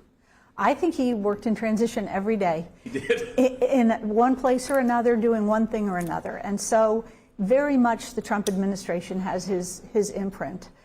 My worry about Turning Point, and I couldn't agree with you more, it has to be bigger and better and growing all the time, is one of Charlie's gifts was not talking at you, but engaging you where you were. That's right. And it's hard sometimes. You know tough things are coming at you. He never shrunk from that. So whoever, I can't say takes Charlie's place because that will be nobody, but whoever comes in to be sort of a voice of Turning Point, they need to be somebody that's willing to engage at a level where you're not talking to the followers, you're talking to the people that are not, and engaging them where they are. That's going to be the hardest thing, I think, to replace. I really agree with that, Susie, and I've talked to a lot of the Turning Point staff, and what they tell me is operationally, organizationally, Charlie had built a machine. I mean, some of these people have been working with Charlie since he was literally a teenager, and he trusted them. Where I think he is genuinely irreplaceable is, for lack of a better word, on the talent side of it, right? How do you find a person who goes into these places, who takes very difficult questions, sometimes very hostile questions, and to your point, is actually engaging with them, is not talking at them? Now, there are all these social media clips, and I was talking about this earlier, so forgive the audience, forgive me for repeating myself, but he was not just the super viral clips of him getting the better of a person in a debate. If you sit down and watch a Charlie Kirk event at one of these universities, it is 90% him almost acting like a big brother to these kids, right? If it's a young conservative who's very nervous about the crowd and nervous about asking a question, Charlie steps up and says, don't be nervous. I was nervous at one point. Just speak slowly, get your question out. He would coach them through it. If there was a young progressive who is getting jeered by some of the people in the audience, he'd say, no, no, no, guys, let her speak. Let him speak. This is part of open debate, is they get to hear from us and we get to hear from them. And I thought that was just such an incredible thing that he did. I mean, I've talked to a number of friends. I've talked to, Tucker. I've talked to Laura Ingraham. I've talked to a number of people about how we can try to replace that part of it. Not in the way that Charlie did it. Charlie is irreplaceable. But we can at least have a team of people try to step into the gap and make sure that we're carrying this message to college campus, because if we don't do that, I think that's the way in which I worry about the assassin winning, is we've got to carry on the mantle, we've got to carry on the torch, and we've got to do it by continuing the message, that's why I'm doing this show today, is I just wanted to send a signal that we're not going to let Charlie's mantle be discarded. We're going to keep on carrying it. And one final thing that I wanted to talk about is, you mentioned Bobby Kennedy earlier, and obviously he was on the segment before you. What Charlie was so good at was marshaling political action into a policy outcome. Or a person outcome. And this is where I want to talk about Bobby. And so many of the really good nominees that we had, they weren't easy to get across the finish line. And that's no insult to our great nominees. Great people are actually always going to be a little bit harder. If it's a person who doesn't make any controversy, who doesn't say anything especially controversial, that person's going to be easy. But the president didn't want that. He wanted to staff the administration with people who had interesting things to say, who brought unique perspectives, and that meant that we were going to have some tough confirmation fights. Maybe, we've got about 2 minutes left. Talk a little bit about the role that Charlie played on the inside, on the outside, and making sure that all of these great nominations that we had actually got across the finish line in a town where we've got 53 GOP senators and we could only lose 3 for any particular nomination. Well, I would say you and Charlie were a good tag team. We were. Let's take Bobby or Pete, for example. Yep. The president really didn't want a homogenized cabinet. He wanted different people that were, for whatever reason, a part of a movement that we need to keep. There were interest groups, there were coalitions and people that came to be Trump voters. We don't have an exact number, but it was certainly more than a few.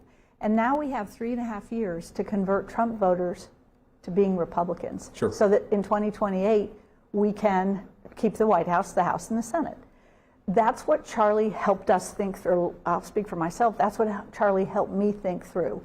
Yes, his expertise was with young people, but he knew so much about everything. And he knew that there was this group of people we now call MAHA that were out there looking for a home. He found Bobby and introduced Bobby into our world. And now he's the Secretary of HHS. So that's the kind of thinking that we saw Charlie all the time do. And I think that the movement cannot be, or he cannot be replaced by any one person.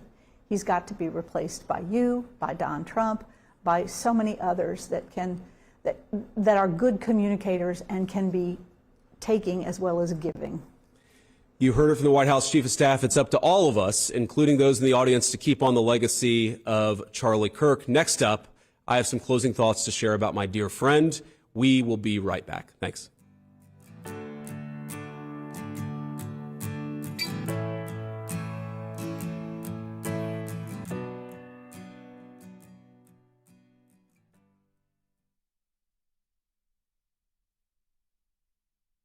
Have a great time. Thank you.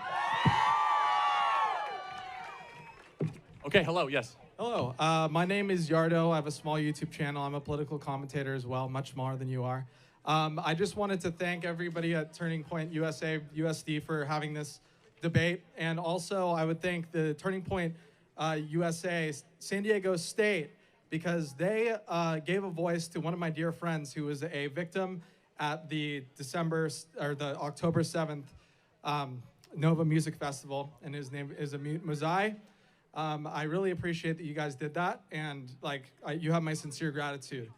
I'd also like to quickly state that this is a message for the far left first, and then we'll get into what I highly disagree with you about. But I just read Hassan Piker's New York Times article where he claims that he did not stifle free speech in his chat. I do not believe that's true because I was banned multiple times for having a simple disagreement with him. That is one thing on the right that you guys do far better, is not creating echo chambers, and this is a complete amazing thing that you guys are doing right now. And I just want to let you know, right now, Hassan Piker, I will donate $5,000 to Palestine if you debate me. Now, and I 100% mean that, and I will make sure that that is as public as possible. My question for you, Charlie, is I just want to make it clear, I am against affirmative action. Of course, I do not believe, as a disabled person myself, I do not believe that affirmative action is the entirety of what DEI entails. That being said, I would be fine with DEI gotten rid of if it meant a true meritocracy in the United States. But why would I trust Donald Trump to create a meritocracy when he himself has appointed the least accomplished and the least, essentially, yeah, perfect word, the least accomplished cabinet in U.S. history, at least in my opinion. If you disagree, I can explain why I feel that way. Well, first of all, one thing doesn't have to do with the other, but I'm going to reject the premise that it's the least qualified cabinet ever, so we could talk about that. But even if it was just Donald Trump picking his family members, it has nothing to do with the merits of DEI or getting rid of DEI, right? So that's a red herring. They actually have nothing one to do with the other. One's a repeal of a policy. One is your critique of a cabinet. So which one would you rather debate? Would you rather debate DEI and all of its implications or Trump's cabinet? It seems like you have more problems with Trump's cabinet because we actually might be on the same side of meritocracy. So want to talk about the cabinet? Whichever you prefer. Yeah, we can talk about that. Right. I personally don't see it as a red herring, but we can talk about that. Well, sure. yeah, one doesn't have anything to do with the other, right? I mean, you can personally have hypocrisy in your own life and still do really good things in policy, right? It doesn't necessarily equate, right? Well, I mean, in the way that I see it is that when a lot of people talk about, like when they're talking about their choice to vote for Kamala or Trump instead of Kamala, they talk about the personal aspects of Donald Trump that make them want to trust him, right?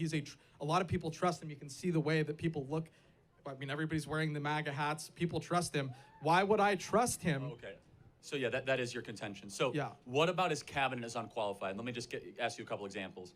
So, I mean, Scott Bessent, who's one of the most accomplished bond salesmen and individuals in the hedge fund space ever, right? That's not unqualified. Pete Hegseth, who's actually a frontline warfighter, unlike Lloyd Austin, who never fought a war in his life, right? We have Kristi Noem, who was an accomplished congresswoman and governor from a major state running Department of Homeland Security. You have Howard Lutnick, who's a very famous and well-known financial mind and titan from Wall Street running Cantor Fitzgerald. Marco Rubio, who was a very well-respected U.S. Senator on Foreign Affairs, who's now doing a great job as Secretary of State. So build out your argument why you think this cabinet is unqualified. Seems to me very, very qualified, actually, across the board. Okay, so the first thing I'm going to start with, I mean, this is the most obvious one, and I have many other examples that I'd like to get into, but Pete Hegseth, you mentioned, I think that is kind of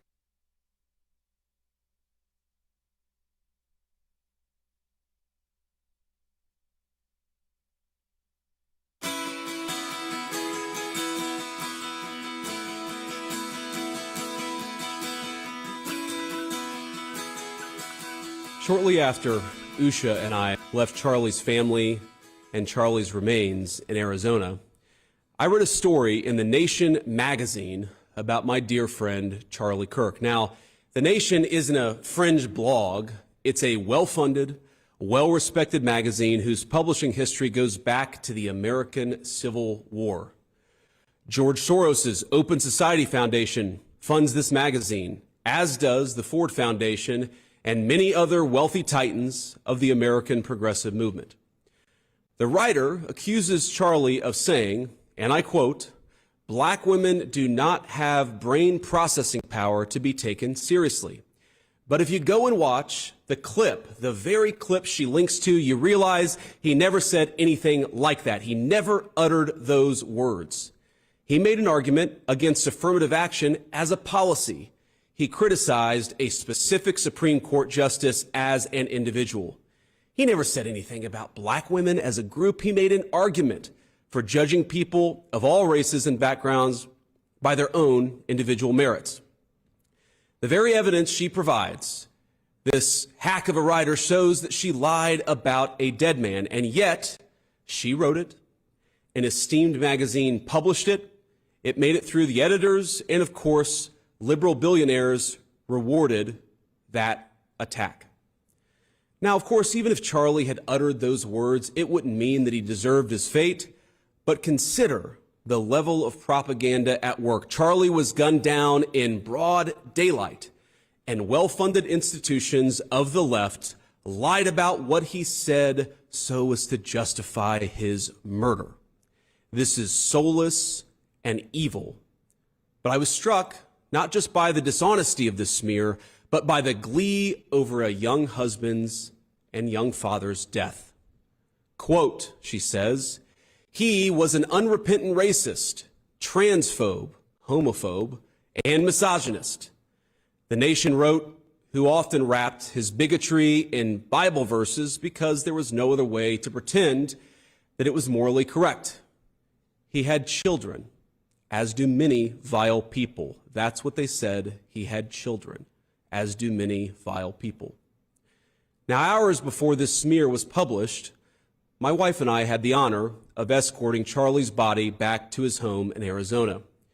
We took his wife, Erica, we love you, his parents, his sister, and a few of his best friends with us. And as they offloaded Charlie's casket from Air Force Two, I worried that Erica would collapse with grief. Now, I am a very lucky husband to a very wonderful wife, but I have never been prouder of my wife than that moment as she held Erica in Erica's very darkest hour. And I thought of Erica as I read that disgusting attack on Charlie. He had children, as do many vile people. That's what they said about him. I said the Lord's Prayer. Our Father who art in heaven, hallowed be thy name. Thy kingdom come, thy will be done on earth as it is in heaven. And I asked Usha what Erica had said to her earlier in the day in a private moment, and I asked Erica's permission to share this. My wife told me, she asked me for advice. Erica asked me for advice on how she should tell her children that their father had been murdered.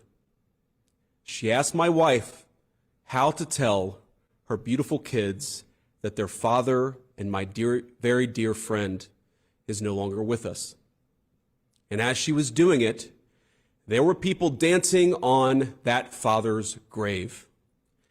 Now, I have heard many calls in the last few days for unity and for healing in the wake of Charlie's assassination. You have no idea how desperately I want that, how gratified I was when Democratic friends and even former Senate colleagues reached out to offer their condolences to me. I'm so thankful.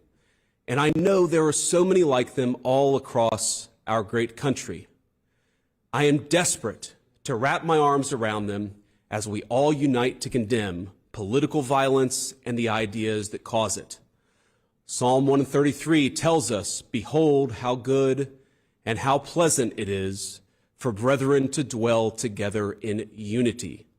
It is like the precious ointment upon the head." Oh, how badly have I craved that precious ointment in recent days, and I believe we can have it. But first, we must tell the truth. It's the only way to honor Charlie, for what was he, if not a man who told the truth in every place, in every environment? Now, the most important truth Charlie told is this, that long ago a man, begotten, not made, came down from heaven, and by the Holy Spirit was incarnate of the Virgin Mary and became man. For our sake, he was crucified under Pontius Pilate and suffered death and was buried and rose again on the third day. Charlie believed, as I do, that all the truth he told flowed from that fundamental principle. I really do believe that we can come together in this country. I believe we must. But unity, real unity, can be found only after climbing the mountain of truth. And there are difficult truths we must confront in our country.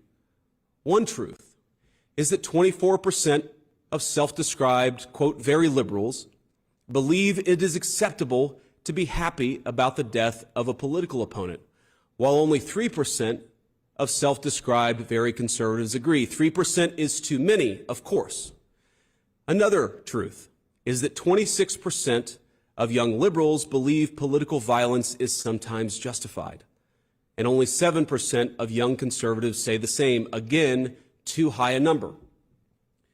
In a country of 330 million people, you can, of course, find one person of a given political persuasion justifying this or that or almost anything.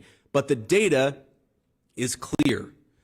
People on the left are much likelier to defend and celebrate political violence. This is not a both sides problem. If both sides have a problem, one side has a much bigger and malignant problem, and that is the truth we must be told.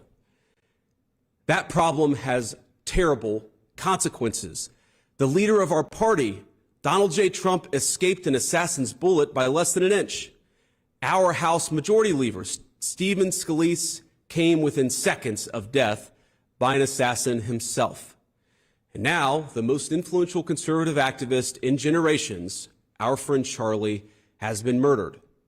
This violence, it doesn't come from nowhere. Now, any political movement, violent or not violent, is a collection of forces. It's like a pyramid that stacks on top, one support on top of the other. That pyramid's got a foundation of donors, of activists, of journalists, now of social media influencers, and of course of politicians. Not every member of that pyramid would commit a murder. In fact, over 99%, I'm sure, would not. But by celebrating that murder, apologizing for it, and emphasizing not Charlie's innocence, but the fact that he said things some didn't like, even to the point of lying about what he actually said, many of these people are creating an environment where things like this are inevitably going to happen. A couple of months ago, I headlined a fundraiser in Southern California, and since, we'd be out there anyways, my wife and I decided to take our kids to Disneyland one weekend. We had fun, and to be clear, most of the guests said very nice things, or they just left us alone. But there was a loud and very vocal minority that would shout at my children, who were 8, 5, and 3, whenever they got the opportunity. "You should disown your dad, you little shit," one middle-aged woman yelled at my 5-year-old. "Tell the Secret Service to protect the Constitution, not your father," screamed another. Are these women violent? Probably not. Are they deranged? Certainly. And while our side of the aisle certainly has its crazies, it is a statistical fact that most of the lunatics in American politics today are proud members of the far left. After Charlie died, one of his friends and one of our senior White House staffers had left-leaning operatives in his neighborhood passing out leaflets telling people what he looked like and where he lived, encouraging neighbors to harass him or, God forbid, to do worse. While he was mourning his dead friend, he and his wife had to worry about the political terrorists drawing a big target on the home he shares with his young children. Are these people violent? I hope not. But are they guilty of encouraging violence? You damn well better believe it. We can thank God that most Democrats don't share these attitudes, and I do, while acknowledging that something has gone very wrong with a lunatic fringe, a minority, but a growing and powerful minority on the far left. There is no unity with people who scream at children over their parents' politics. There is no unity with someone who lies about what Charlie Kirk said in order to excuse his murder. There is no unity with someone who harasses an innocent family the day after the father of that family lost a dear friend. There is no unity with the people who celebrate Charlie Kirk's assassination.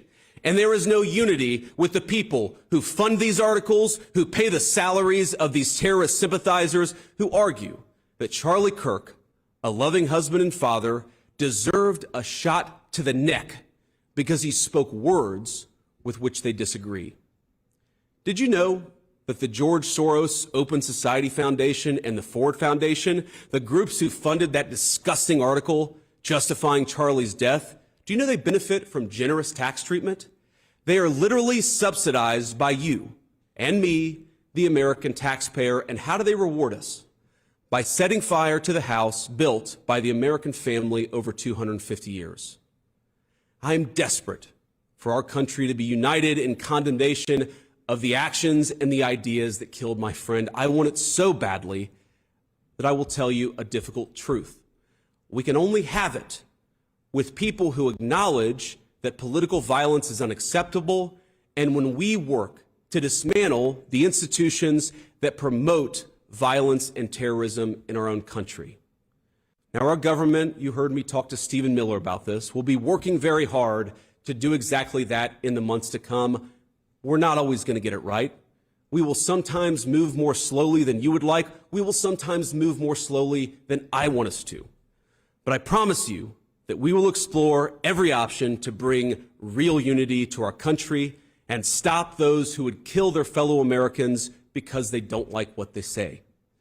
But you have a role too. Civil society, Charlie understood this well, is not just something that flows from the government. It flows from each and every one of us. It flows from all of us. So when you see someone celebrating Charlie's murder, call them out. And hell, call their employer. We don't believe in political violence, but we do believe in civility. And there is no civility in the celebration of political assassination. Get involved, get involved, get involved. It's the best way to honor Charlie's legacy. Start a chapter of TPUSA or get involved in the one that already exists. If you're older, volunteer for your local party, write an op-ed in your local paper, run for office. I can't promise you this is going to be easy. I can't promise you that all of us will avoid Charlie's fate. I can't promise you that I will avoid Charlie's fate. But the best way to honor him is to shine the light of truth like a torch in the very darkest places. Go do it. We owe it to our friend to ensure that his killer is not just prosecuted but punished. And the worst punishment is not the death penalty, but the knowledge that Charlie's mission continues after he's gone. St. Paul tells us in the book of Ephesians to put on the full armor of God. Let all of us put on that armor and commit ourselves to that cause for which Charlie gave his life, to rebuild a united States of America, and to do it by telling the truth.